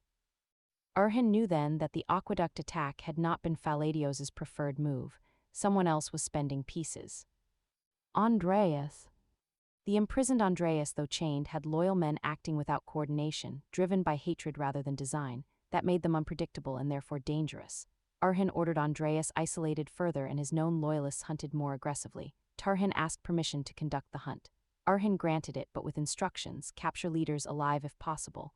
Tarihin's face suggested he considered that an unnecessary complication, but he obeyed. On the seventh day, the coast erupted in signals. Herek showed sails offshore. Pelagos reported mercenary boats. The fishing inlet remained quiet, too quiet. Tarihin, already near Pelagos with visible cavalry, sent word that the ships there were likely decoys, too slow, too obvious, flags changing badly. Shamil, hidden near the grain road, sent no report, which meant either nothing had happened or he could not send one. Orhan studied the map in the council chamber while rain tapped against shutters. Nilüfer stood nearby, reading supply reports, but her eyes kept moving to him. Esporça entered with a captured courier's confession, a phrase repeated among enemy agents: the dawn does not rise where men stare. Orhan looked at the coastline again. Not Herek, not Pelagos, not the watched fishing inlet. Where men stare. The attack would come where no one stared, because everyone believed the terrain impossible. He traced the coast north of the fishing inlet, where cliffs broke into marshland and reed-choked channels too shallow for warships but possible for flat-bottomed boats. Beyond the marsh lay the old grain road's second branch, less guarded because carts avoided it in wet season. If men landed there with guides, they could bypass Shamil's main watch and strike the rear of the grain stores or seize villages before sunrise. Orhan rose. He ordered the reserve mounted immediately. Malhattan entered as the order spread. She looked at the map once and understood. She asked how many he would take. Orhan said enough to move fast, not enough to be slow. Nilüfer stepped forward, her face pale but firm, and said the grain ledgers showed the northern branch passed near 3 villages that had not yet evacuated fully. If the enemy moved there, civilians would be trapped between marsh and road. Esporça added that one of her detained couriers had mentioned reed cutters disappearing 2 days ago. Guides, perhaps. Orhan's decision hardened. They would ride within the hour. Before he left, Nilüfer caught his uninjured hand, careful not to touch the burned one. She did not say return this time. She said win quickly because slow victories still leave widows. Esporça stood beside her and said if he found the guides, bring one back alive. She wanted to know who paid them. Malhattan looked at him with the weight of generations and said the city would hold. Orhan rode north with a hard force under storm clouds, leaving Bursa's gates under the command of Malhattan, Nilüfer, Esporça, and Ebrenos. The road was mud. Horses slipped. Men leaned forward in saddles, cloaks snapping. They rode without drums, without banners as the sky darkened toward evening. By nightfall they reached the edge of the marshlands, where reeds whispered in the wind and shallow water reflected broken moonlight. The place smelled of mud, salt, rot, and hidden movement. Shammel's scout finally found them near an abandoned reed hut, emerging from darkness like a wounded fox. He had an arrow cut along his arm and mud to his chest. He reported that flatboats had indeed landed beyond the marsh, perhaps 400 men, not a full army but disciplined, including engineers and mercenaries. They were moving toward the northern grain branch with local guides. Shammel had split his scouts to harass them but could not stop them alone. Iron Dawn had begun not with a sunrise of banners, but with men crawling through reeds. Orhan absorbed the information quickly. 400 men in marshland could not move fast unless guides led them through firm ground. Kill or capture the guides and the marsh became a prison. But if the enemy reached the road, they could form ranks and move inland. He ordered a three-part response. Shammel's scouts would continue harassment from the reeds, striking at the rear and sides, never engaging fully. Tarihin, arriving with a cavalry detachment from Pelagos after realizing the decoy, would be directed to the grain road ahead to block emergence. Orhan would take infantry and mounted archers into the marsh edge, cutting diagonally toward the guides. Night swallowed them. The marsh fight was unlike any battlefield song would honor. Men moved waist-deep through cold water, blades held high, bows wrapped until the last moment.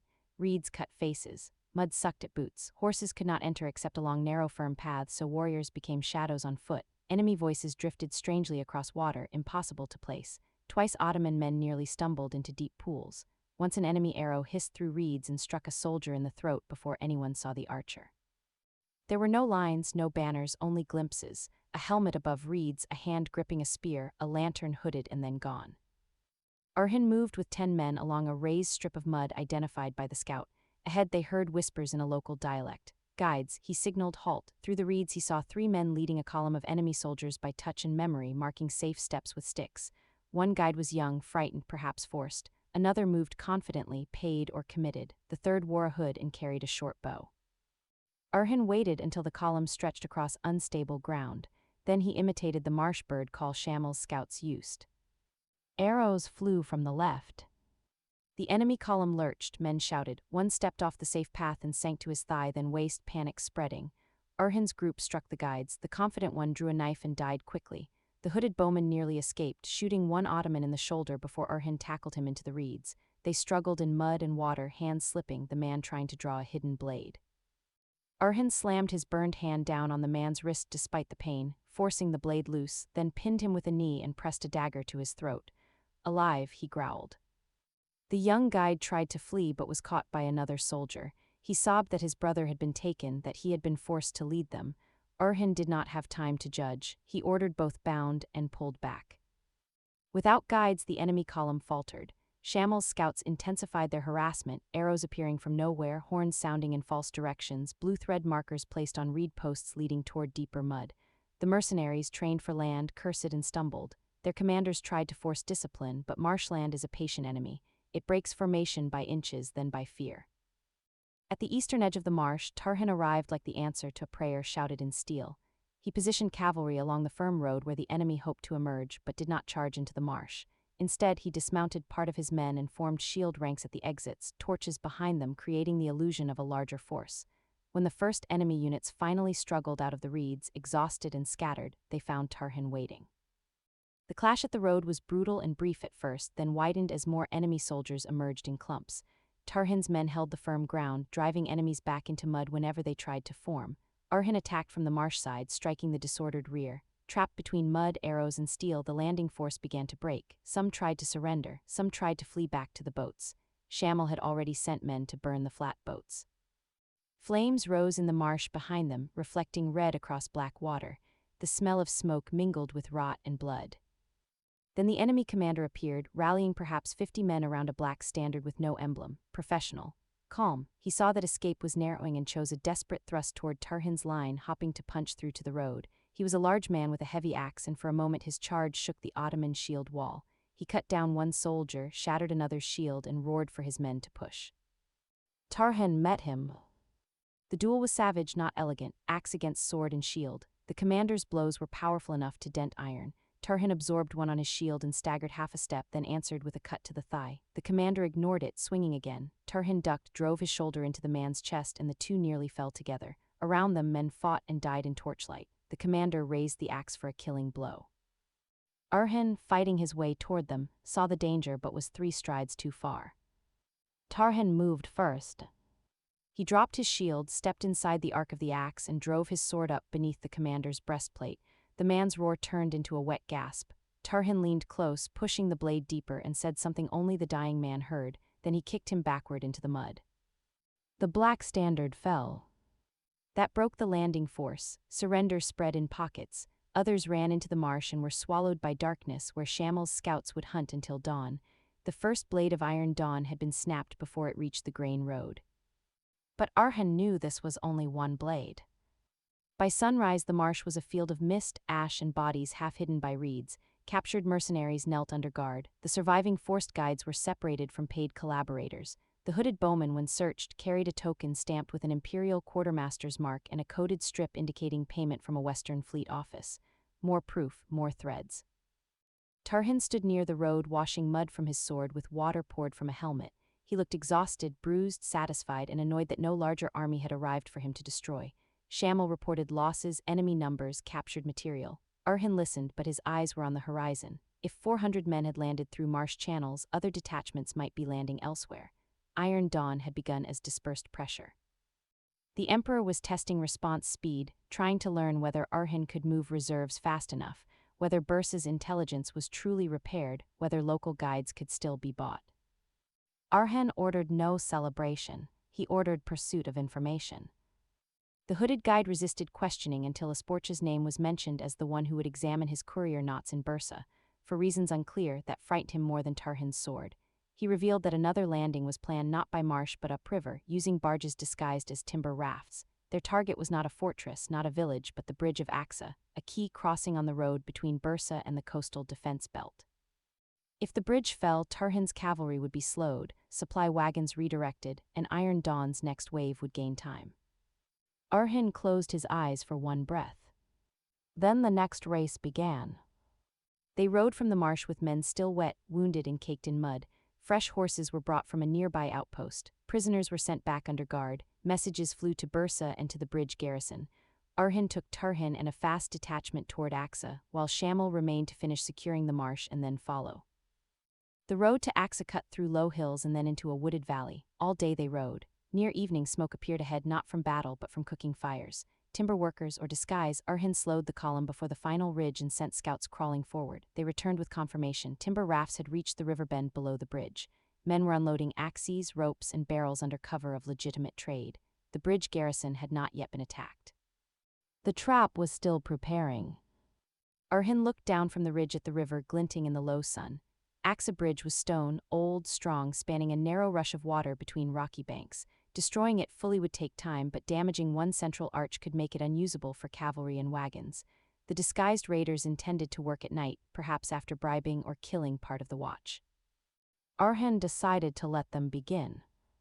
Tarihin stared at him as if he had suggested inviting wolves to dinner. Arhan explained that if they struck too early, they captured laborers and low raiders. If they waited until the handler appeared, they might seize the one carrying orders for the next phase. Tarihin hated waiting, but he hated incomplete victory more. As night fell, Ottoman soldiers hid among trees above the river. The bridge lamps burned softly. The timbermen laughed too loudly around their fires, performing innocence for guards who had already been quietly replaced by Arhan's loyal men. Near midnight, a hooded rider arrived from the south and dismounted near the rafts. He carried a sealed tube. The timbermen stopped laughing. Arhan gave the signal. The riverbank exploded into motion. Archers rose. Cavalry swept down the slope, not at full charge because of the rocky ground, but fast enough to terrify. The false timber workers scattered, some reaching for hidden swords, others trying to kick barrels into the river. One barrel cracked open under an arrow, spilling black powder into the mud. Tarihin led the right flank and reached the hooded rider before he could mount. The man drew a curved dagger and fought with surprising skill, slashing Tarihin's forearm. Tarihin responded by headbutting him so hard the man collapsed stunned. Alive, Arhan shouted from the river edge. Tarihin sighed with theatrical disappointment and bound him instead. But one raider managed to light a powder fuse near the bridge support. Arhan saw the spark and ran across the stones toward the central arch. Rain had not come tonight, the fuse burned fast. Arrows flew around him from raiders desperate to protect the charge. One struck his shoulder armor and glanced off. Another hit a soldier behind him. Arhan slid down the side embankment, boots skidding on loose rock, and reached the barrel with seconds to spare. His burned hand screamed as he grabbed the fuse. He could not crush this one fully, it had burned too deep into the wrapping. So he kicked the barrel hard once, twice, until it rolled from the support and dropped into the river. The barrel exploded in the water with a thunderclap that threw spray high into the night and knocked Arhan sideways against the rocks. For a moment the world became ringing darkness. Then Tarihin was there, hauling him up by the back of his armor, shouting something that sounded angry enough to be concern. Arhan coughed river water and smoke, then looked at the bridge. The arch stood, axe held. The captured hooded rider carried orders sealed not by Faladios, not by Andreas, but by an imperial field marshal whose name Arhan knew from older wars. Lord Mavrikios, commander of disciplined infantry and siege engineers, a man far more dangerous than mercenary captains. The orders confirmed that Iron Dawn's main body had not yet landed. These attacks were the opening probes. The main fleet would choose its landing based on which Ottoman arteries were successfully cut. Since the marsh failed and Axa held, the enemy would adjust. Arhan read the orders by torchlight beside the bridge, water still dripping from his cloak. He felt the pattern now. The emperor was not merely attacking, he was measuring. Every strike was a question. How fast can Arhan respond? Which commanders move where? What does Bursa protect first? How well do villages cooperate? Which routes remain hidden? Iron Dawn was learning as it advanced. So Arhan chose to teach it the wrong lessons.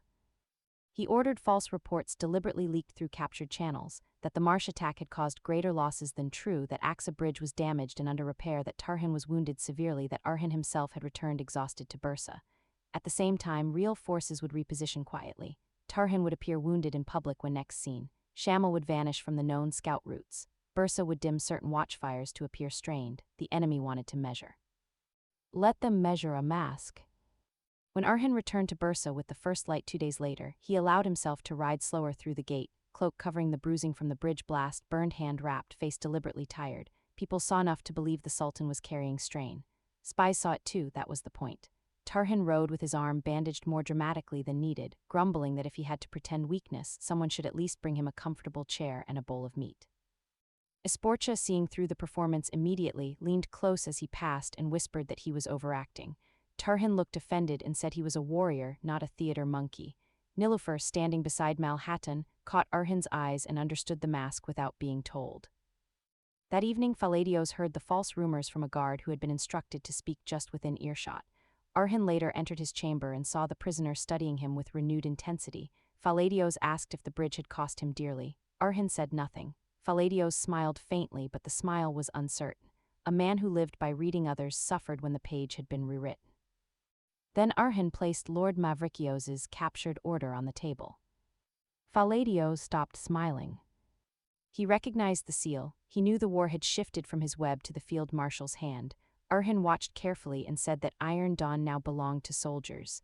Faladios replied that soldiers were predictable until they were not, and Mavrikios was not a fool. He would not land where Arhan waited. He would land where victory could be defined without taking Bursa. Perhaps by destroying a symbolic Ottoman force, perhaps by seizing a border lord and declaring protection, perhaps by forcing Arhan into a battle on ground chosen by imperial engineers. Arhan asked where. Faladios looked at the map and remained silent too long. Arhan followed his gaze, not the coast. Inland, the old plain of Damanus where roads from coast hills and border villages converged, open enough for infantry, near enough to threaten multiple routes, far enough from Bursa to pull Arhan outward, and rich in memory, old Ottoman tribal ground, a place where symbolic defeat would wound morale deeply. Faladios said softly that if Iron Dawn wished to become legend, it would seek a place where Ottoman memory could be made to bleed. Damanus. Arhan left the chamber with the name burning brighter than Iron Dawn itself. The final preparations began. Bursa's apparent exhaustion continued outwardly, but secretly the army gathered in layers. Tarihin's cavalry moved by night toward hidden positions in the wooded hills flanking Damanus. Shamal's scouts mapped every streambed, hollow, ridge, and abandoned shepherd fold. Nilüfer accelerated grain movement not to Bursa alone but to concealed depots behind the future battlefield. Esporcha's counterspies fed enemy agents reports of disorder, overextended patrols, and fear among villages. Malhatun summoned elders and spoke to them not of panic, but endurance, reminding them that the state was not a palace alone but every hearth that refused to be turned against its neighbor. Shahanshah was brought again before Arhan privately. The man looked older now, as if ambition had drained years from him in days. Arhan offered him a choice, not freedom, not forgiveness, but a road toward usefulness. He would write to the wavering lords he had influenced, confessing that the emperor intended to use them and discard them, urging them not to rise when Iron Dawn landed. If he did this truthfully, it would weigh in his judgment. If he lied, the letters would betray him. Shahanshah asked why Orhan would trust him with ink. Orhan answered that he did not trust him. He trusted fear, shame, and the human desire not to be remembered only as a fool, Shahanshah wrote. Andreas refused every offer except rage. He laughed when told Iron Dawn might come to Damascus, saying that Ottoman bones would fertilize their own memories. Orhan looked at him through the bars and remembered Yakid's sneer, Daphne's venom, every enemy who mistook cruelty for strength. He said nothing because some men were already prisons to themselves. On the 12th night after the Iron Dawn message, the main imperial fleet was sighted. Not at Herak, not Pelagos, not the marsh. It appeared at dawn beyond the western coast in 3 groups, sails pale as bone under the rising sun. Warships escorted transports. Smaller craft swarmed like insects around larger hulls. Signal fires flashed from the shore, some real, some false, some Ottoman-controlled. The invasion had come. But Orhan did not ride blindly to the coast. He waited until Shamel's second report arrived. The landing force was disembarking only part of its troops, then moving inland in disciplined columns toward the roads that could lead to Damascus. Lord Mavrikios was indeed shaping the battle inland. The coast was the door, not the room. Orhan mounted Karanlik before the palace gates. Around him the army gathered, not the entire strength of the realm, but the chosen force for the first great answer. Tarihin sat his horse nearby, his false bandage gone, eyes bright. Shamil arrived from the scout lines with maps tucked under his arm and exhaustion hidden under discipline. Ebrenos remained to guard Bursa. Nilüfer stood with Mal Hatun and Esporcha at the steps, the 3 of them forming the still heart of the city he was leaving behind.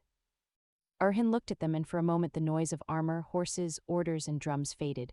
Nilüfer's face held fear but not weakness. Esporcha's eyes held fire but not recklessness. Mal Hatun's gaze held memory, warning, blessing. The house stood. Nilüfer stepped forward and placed a small cloth packet in Orhan's hand. Inside was earth from Bursa's courtyard and a strip of linen marked with a prayer. She said if he fought at Damascus, he should carry home with him even when he rode away from it. Esporcha gave him a dagger, not ornate but balanced perfectly, and said that if Faladios was right and memory would be made to bleed, then let Ottoman memory cut back. Mal Hatun placed her hand on his brow and whispered a prayer too low for others to hear. Then Orhan turned to his army. He did not give them a speech of easy victory. He told them the truth. The emperor had sent Iron Dawn to test whether their frontier could be frightened, divided, and measured like land already conquered. He told them that the enemy had used poison, false relics, kidnapped brothers, burned roads, forged letters, and paid men to betray their own wells. He told them that now the enemy came with iron because shadows had failed. And he told them that iron was not defeated by fear, but by hotter fire, truer hands, and hearts that did not scatter when struck. The soldiers answered not with wild noise, but with a deep rising cry that moved through the courtyard and out into the city streets. It was not celebration, it was oath. Then the gates opened. Orhan Sahib rode out toward Damascus, with Tarihin at his side, Shamil ahead in the unseen roads, and behind him an army carrying the weight of Bursa's hope. Across the land, imperial columns marched inland under the command of Lord Mavrikios, believing the Ottomans weakened, strained, misled by their own need to defend every front. Behind stone walls, Faladios sat in chains and perhaps smiled, perhaps feared, perhaps understood that the game had grown beyond even his elegant hands. Shahanshah's letters rode toward wavering lords like arrows of shame. Andreas raged in darkness. The sea behind the invaders glittered with ships. The plain of Damascus waited under a sky slowly filling with clouds. And as the first drops of rain began to fall again upon the road, Orhan looked ahead and knew that the war of shadows had opened into the war of iron, and that before the next dawn rose, men would learn whether Iron Dawn belonged to the emperor who named it, or to the frontier warriors who would break it beneath their hooves. The night deepened over Bursa with the slow inevitability of a tide that had already turned once too often, and Orhan Sahib remained at the window long after the last echoes of the council had faded, his gaze fixed on the distant line where the hills met the sea, the place where the emperor's next shadow would inevitably rise. The captured agents had been secured in the depths, their confessions etched into the maps that now covered the long table in the strategy chamber, but the weight of those revelations pressed against his chest like a second layer of armor, reminding him that every name spoken was only a thread in a loom that stretched far beyond the walls of the palace. Faladios's final whisper echoed in his mind even now, the calm certainty that the emperor's reach was endless, that the choice would come again in a form no blade could parry, and Orhan felt the familiar tightening of resolve settle over him.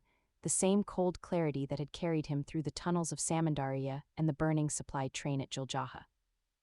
As the first pale light of dawn touched the rooftops, he turned from the window and descended once more, the corridors alive with the quiet movements of guards who had not slept, their eyes tracking every shadow as if the very stones might yet betray them. Tarihin had already ridden out with his coastal force, Esportia riding at his side with her cloak drawn tight against the morning chill, her presence a deliberate message that the women of the house would no longer be hidden from the fight. Shamil remained to oversee the palace, his commands crisp and unyielding as he repositioned archers along the walls and sealed the wells against any further attempt at poison. Arhan gathered the remaining commanders in the map room, where the lamplight still burned low, and he laid out the next layer of the defense, the one born from the interrogations that had stretched through the previous night. The emperor would not accept the loss of his agents without response, he told them, his voice low and measured as he traced the coastal routes on the parchment, and the fleet at Karasi was already being reinforced with new galleys and fresh troops drawn from the inland garrisons. Rather than wait for that force to strike at the highland passes, they would send a preemptive raid of their own, striking the harbor before the ships could fully assemble, burning what remained of the supply caches and capturing the new commander whose name had surfaced in the confessions. The plan carried the same calculated risk as the Samandaria raid, leaving Bursa exposed for the duration of the strike, but the intelligence from Faladios and Andreas had made it clear that hesitation would only allow the web to reform. Shamil nodded in agreement, his eyes already calculating the number of men needed to hold the gates in Arhan's absence, while Abrenos added the details of hidden trails that would allow the raiding force to approach the harbor unseen. The decision was made before the sun had fully risen, and Arhan rode out once more with a force of 200 chosen warriors, their horses moving swift and silent along the inland paths that avoided the main roads where spies might still linger. The landscape blurred past in shades of green and brown, the same olive groves and scattered villages they had passed before, but now every detail carried the edge of urgency, the knowledge that the emperor's response would not be long in coming. They reached the hidden cove by midday, the galleys waiting with sails furled and crews already prepared, and as the sun dipped toward the horizon they slipped out onto the dark water once more, the oars dipping in the same steady rhythm that had carried them to Samandaria. The crossing was swift and tense, the men speaking little as the coast of Karasi grew from a faint line on the horizon into the jagged silhouette of a harbor already stirring with activity. Arhan stood at the prow, his cloak whipping in the salt wind, and he watched the masts of the imperial ships rise like a forest of spears against the darkening sky, their hulls heavy with supplies and the promise of invasion. The raid began under cover of full darkness, the galleys slipping into the outer channels while small boats carried the strike teams toward the shore, their blades wrapped to prevent any glint of steel from betraying their approach. The first sentries fell without sound, their bodies lowered into the water as the Ottomans moved through the docks like shadows given form, setting fires to the stacked crates of provisions and the canvas-covered wagons that lined the wharves. Smoke rose quickly, thick and acrid, rolling across the harbor in waves that stung the eyes and choked the breath, and the alarm was raised too late to save the outer warehouses. Arhan led the push toward the central pier where the largest galley lay moored, its deck already swarming with sailors who had been roused from sleep, and the clash of steel rang out across the water as the two forces met in the narrow space between the ships. Tarihin's coastal force, having completed its own strikes on the hidden caches, arrived from the landward side, cutting off the retreat of the imperial guards and turning the harbor into a confined arena of fire and blood.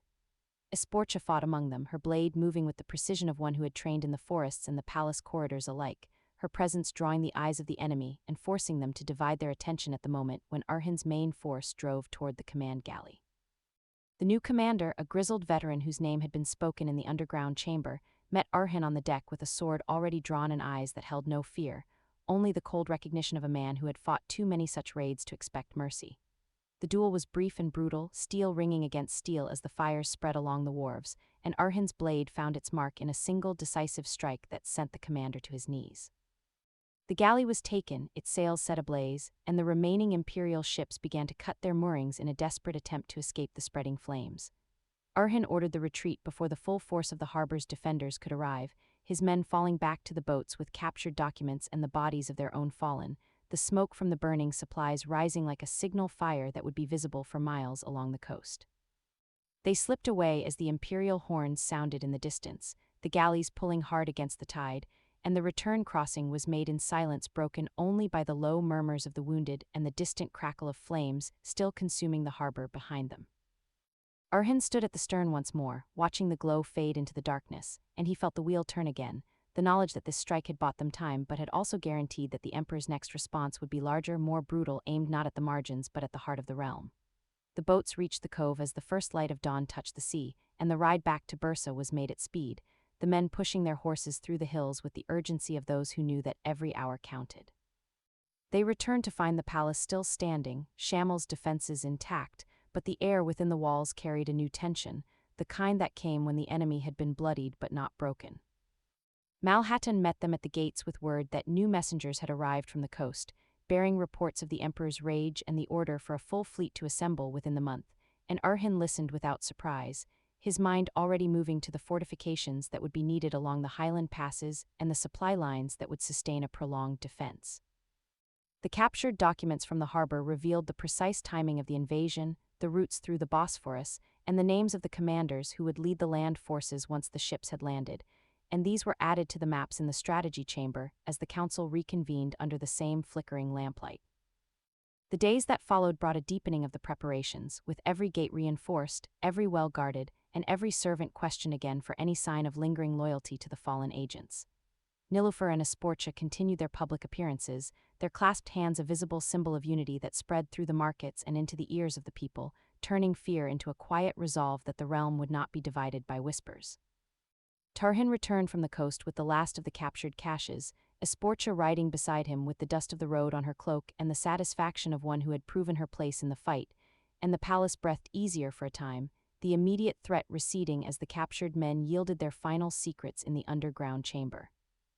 Yet the psychological tension remained, a low hum beneath the surface of every conversation, the knowledge that the emperor's loom still turned somewhere beyond the sea, weaving new threads that would test the bonds forged in the fire of raids and alliances.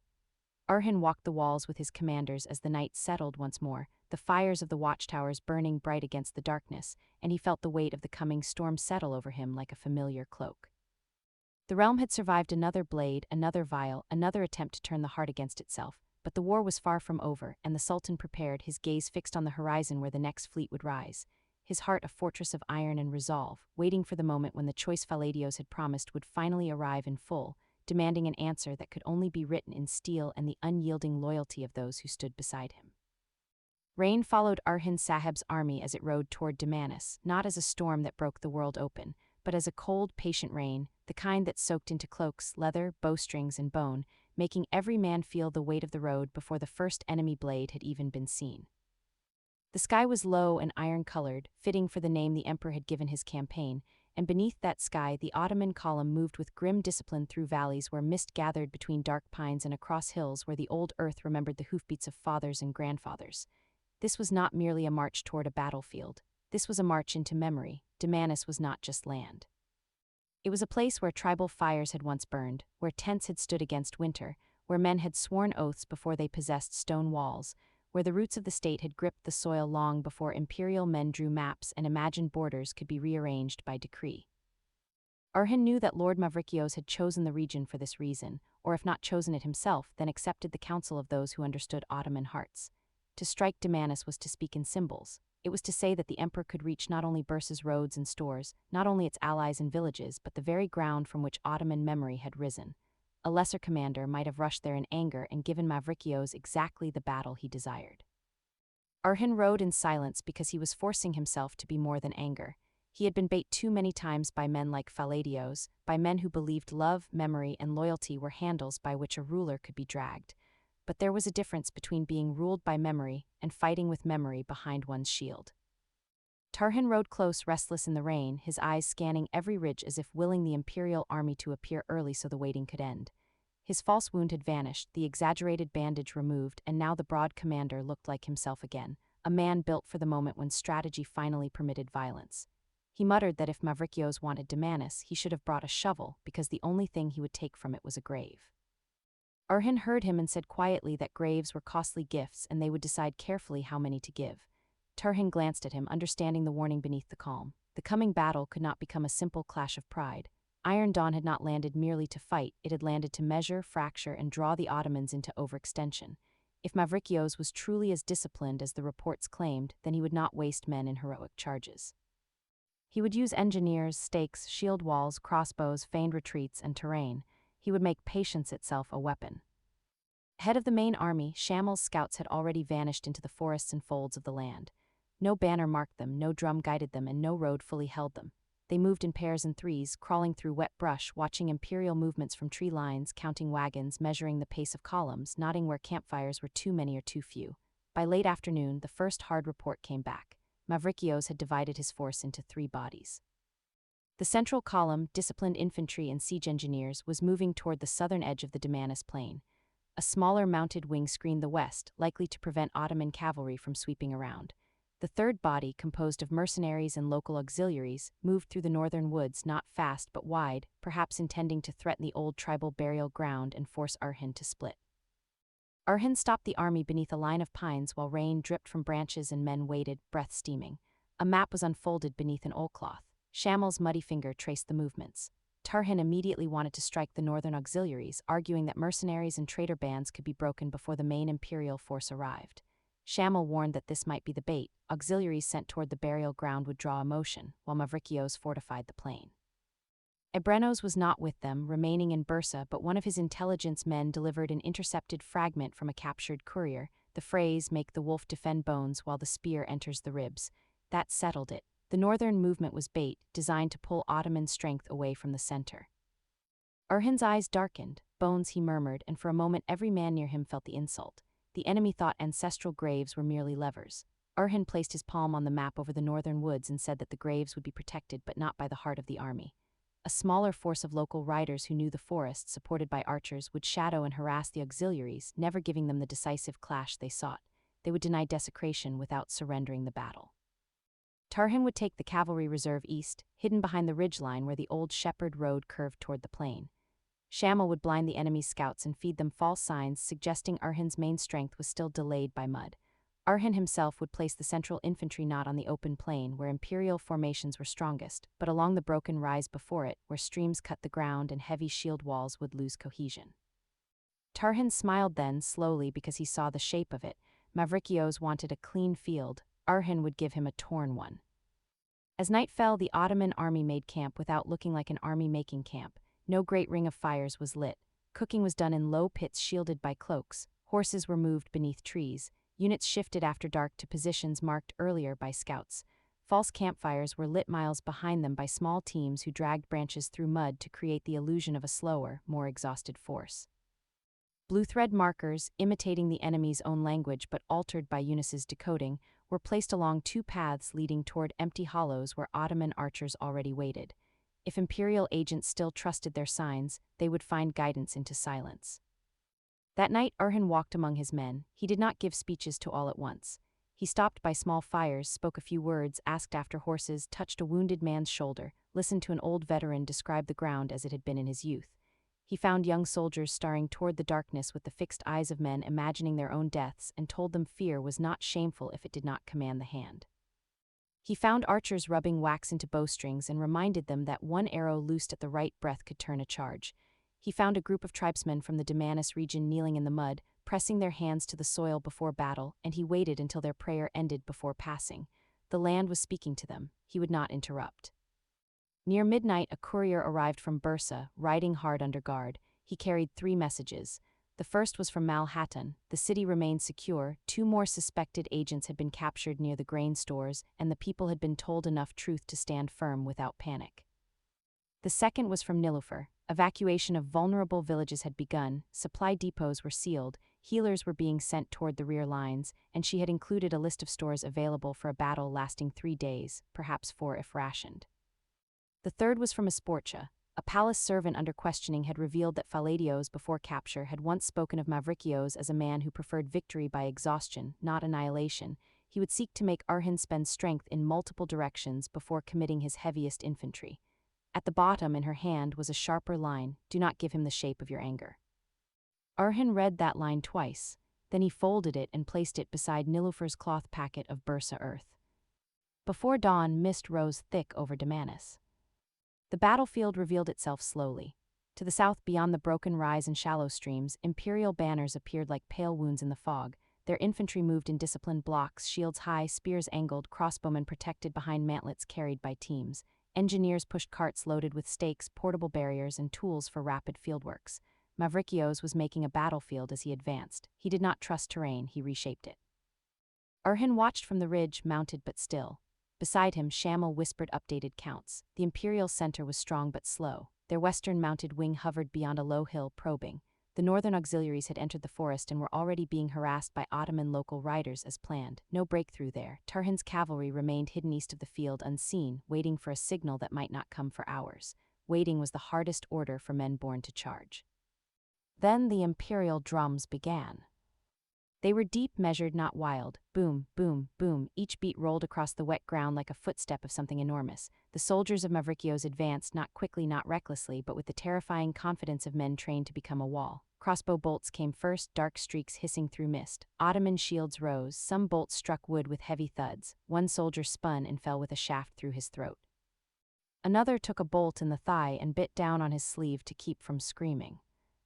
Orhan did not answer immediately. He let the Imperial line advance into the broken ground. Streams and muddy cuts began to disrupt their formations. Mantlet wheels stuck. Engineers shouted. Shield blocks bent around uneven earth. Only then did Orhan raise his hand. Ottoman arrows rose from the ridge and fell into the advancing lines. Not a storm wasted at maximum distance, but controlled volleys aimed at engineers, exposed crossbowmen, banner carriers, and the men pushing field barriers. Shamil had chosen targets carefully. Kill the hands shaping the field, and Mavrikios' machine slowed. The first volley dropped 2 engineering teams. The second struck the men carrying stakes. The third hammered the crossbowmen as they reloaded. The Imperial advance did not break, but it thickened, slowed, became less graceful. Mavrikios responded well. A horn sounded. His front ranks knelt behind shields while crossbowmen shifted to the flanks, trying to angle fire up the ridge. Light infantry moved toward the streams to clear Ottoman skirmishers. He was probing for the structure of Orhan's defense, trying to discover where the line was real and where it was only noise. Orhan gave him noise. Small Ottoman units appeared on the left, struck with arrows, and vanished. Another group showed on the right, then withdrew behind brush. Drums sounded briefly from a hollow where there were no troops. Blue thread markers captured by Imperial scouts pointed toward a supposed weak path between 2 ridges. Mavrikios, cautious but needing information, sent a detachment there. They entered the hollow in tight formation and found themselves under fire from 3 sides. Not enough to destroy them completely, but enough to wound, delay, and force their withdrawal. More importantly, it told Mavrikios that the signs were compromised. From that moment forward, he could trust neither his old network nor the land beneath his boots. By mid-morning, rain began again. The field became worse. Mud sucked at sandals and hooves, streams swelled. Imperial formations, heavier and more rigid, began to suffer. Ottoman units, lighter and more familiar with the ground, shifted more easily, but Mavrikios had not come unprepared for rain. His engineers, those who survived, laid brush mats over the worst patches and pushed mantlets forward inch by inch. His central infantry closed the distance. The first direct clash came at the lower slope of the broken rise, where Ottoman shieldmen met Imperial spears in a grinding press. There was no poetry in that collision. It was wood cracking, men grunting, boots sliding, spears thrusting through gaps, axes chopping at spear shafts, shields slamming into shields. The front ranks could barely swing. They stabbed, shoved, trampled, endured. Orhan rode behind the line, not entering the press yet, placing reserves, seeing where the shield wall bent. When a unit on the left began to give ground too quickly, he sent mounted men to dismount and reinforce. When the right overextended in pursuit of retreating light infantry, he ordered horns to pull them back before the Imperial crossbows could punish them. Every breath was decision. Then Mavrikios made his first true move. His western mounted wings surged toward the Ottoman left, not a full charge, but a threatening advance meant to force Orhan to commit cavalry from the center.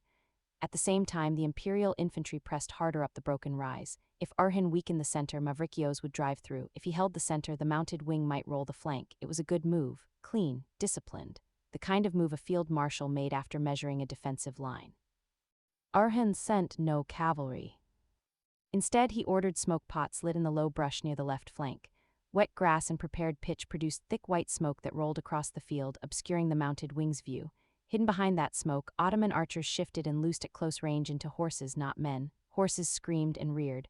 The Imperial riders lost cohesion, their charge slowing before it fully began. Then local riders from behind the ridge struck them in quick passes, not trying to defeat them, only cutting, retreating, drawing them wider. The flank held. Mavrikios saw that and adjusted again. The central drums changed rhythm. His infantry withdrew half a step, then another, as if losing momentum. Some Ottoman fighters shouted and tried to surge after them, sensing weakness. Arhin's eyes narrowed, too neat, too even, a feigned retreat. He stood in the stirrups and roared the order to hold. Horns repeated it, most obeyed. A few eager men did not. They rushed down the slope into the shallow basin below. The ground opened beneath them. Not literally, but nearly. Imperial engineers had hidden caltrops and short stakes in the mud during their slow advance, then withdrawn to lure pursuit. The overeager Ottomans stumbled into the trap. Men fell. The imperial line snapped forward again, spears descending. Arhin's jaw tightened at the cost, but because he had held the bulk back, the trap consumed only a small bite, not the army's throat. Tarihin, watching from the eastern hidden position, saw the same and cursed Mavrikios with admiration in his voice. He wanted the signal. His men wanted the signal. Their horses stamped, sensing battle, but Arhin did not give it, not yet. Mavrikios' reserves had not shown. The cavalry charge was a blade that could be drawn only once at full effect. Drawn too early, it became merely another clash. Drawn at the right moment, it became judgment. By noon, the battle had become a struggle of endurance. The imperial center pushed. Ottoman lines bent and reformed. Arrows grew fewer as quivers emptied. Men slipped in mud and died under boots. The wounded crawled toward the rear or lay where they fell, staring at a sky that offered only rain. Arhin's burned hand throbbed beneath its wrapping. His shoulder ached from the bridge blast. Exhaustion pressed behind his eyes, but his mind remained clear, sharpened by the terrible arithmetic of command. Then the northern forest sent up black smoke. For a moment, every Ottoman heart near the ridge tightened. The burial ground, the bait, had the auxiliaries broken through? A rider came hard from the north, horse lathered, face streaked with soot. He reported that the enemy auxiliaries had tried to fire the outer woods and rush the old graves, but the local defenders had held. However, a second imperial detachment had appeared behind them, small but disciplined, likely sent to make the threat real. The graves were not yet taken, but the defenders were pressed. Mavrikios had layered his bait. It was no mere distraction. It was a knife slowly turning. Tarihin would have ridden north if he had heard it without orders. Many men would have. Arhin felt the pull of it himself, the ancestral insult, the human ache. Esporcha's line returned to him, "Do not give him the shape of your anger." He gave a different order. He sent a fast reserve of archers and forest fighters north under a commander born in Damanus, a man whose own grandfather lay in that soil. Not Tarihin, not the central strength, enough to hold, not enough to empty the plan. Then Arhin ordered drums to sound from the center as if he were preparing a withdrawal. Let Mavrikios believe the northern pressure was working. Let him believe the wolf had turned his head toward the bones. The imperial center advanced with renewed force. There, Arhin saw it, Mavrikios committing more deeply, sensing emotional leverage. The field marshal's reserves began to move forward behind the central infantry, heavy men in reinforced armor, disciplined, fresh, intended to strike the slope once Ottoman strength thinned. This was the moment before the moment. Arhin waited, every instinct screaming for action, but he waited until those reserves entered the muddy basin below the rise, where the ground narrowed between two stream cuts. Then he raised the red banner. Far to the east, Tarihin saw it. The hidden cavalry came alive. They poured from behind the ridge like a dark flood, horses thundering over wet ground, riders leaning low, lances and swords angled forward. Tarihin rode at their head, no longer patient, no longer hidden, all the held violence of the morning released in one terrible surge. The imperial scouts on that side had been blinded, misled by false signs and smoke. They saw the charge only when it was already descending toward the exposed flank of Mavrikios' reserves. The impact shook the field. Tarihin's cavalry struck not the front line, not the prepared spears, but the side of the reserve column as it crossed broken ground. Men in heavy armor, fresh moments before, were thrown into chaos. Horses smashed into shields. Lances punched through gaps. Swords rose and fell. The reserve tried to turn, but turning in mud under a flank charge is slow death. Ottoman riders cut through them, wheeled, struck again. Tarihin himself drove deep toward the reserve banner, splitting one guard's helm, taking a spear graze across his ribs, laughing once in the rain like thunder cracking. Mavrikios responded faster than most men could have. He ordered his central front to press uphill immediately, hopping to break Arhin's line before Tarihin could roll the flank fully. This was the critical breath. If the Ottoman infantry failed, Tarihin's charge would become isolated. If they held, the imperial center would be caught between ridge and cavalry. Arhin dismounted. He handed Karanlik's reins to a guard, drew his sword, and walked into the front line. The sight moved through the Ottoman ranks like fire through dry grass. Their sultan stepped into the mud.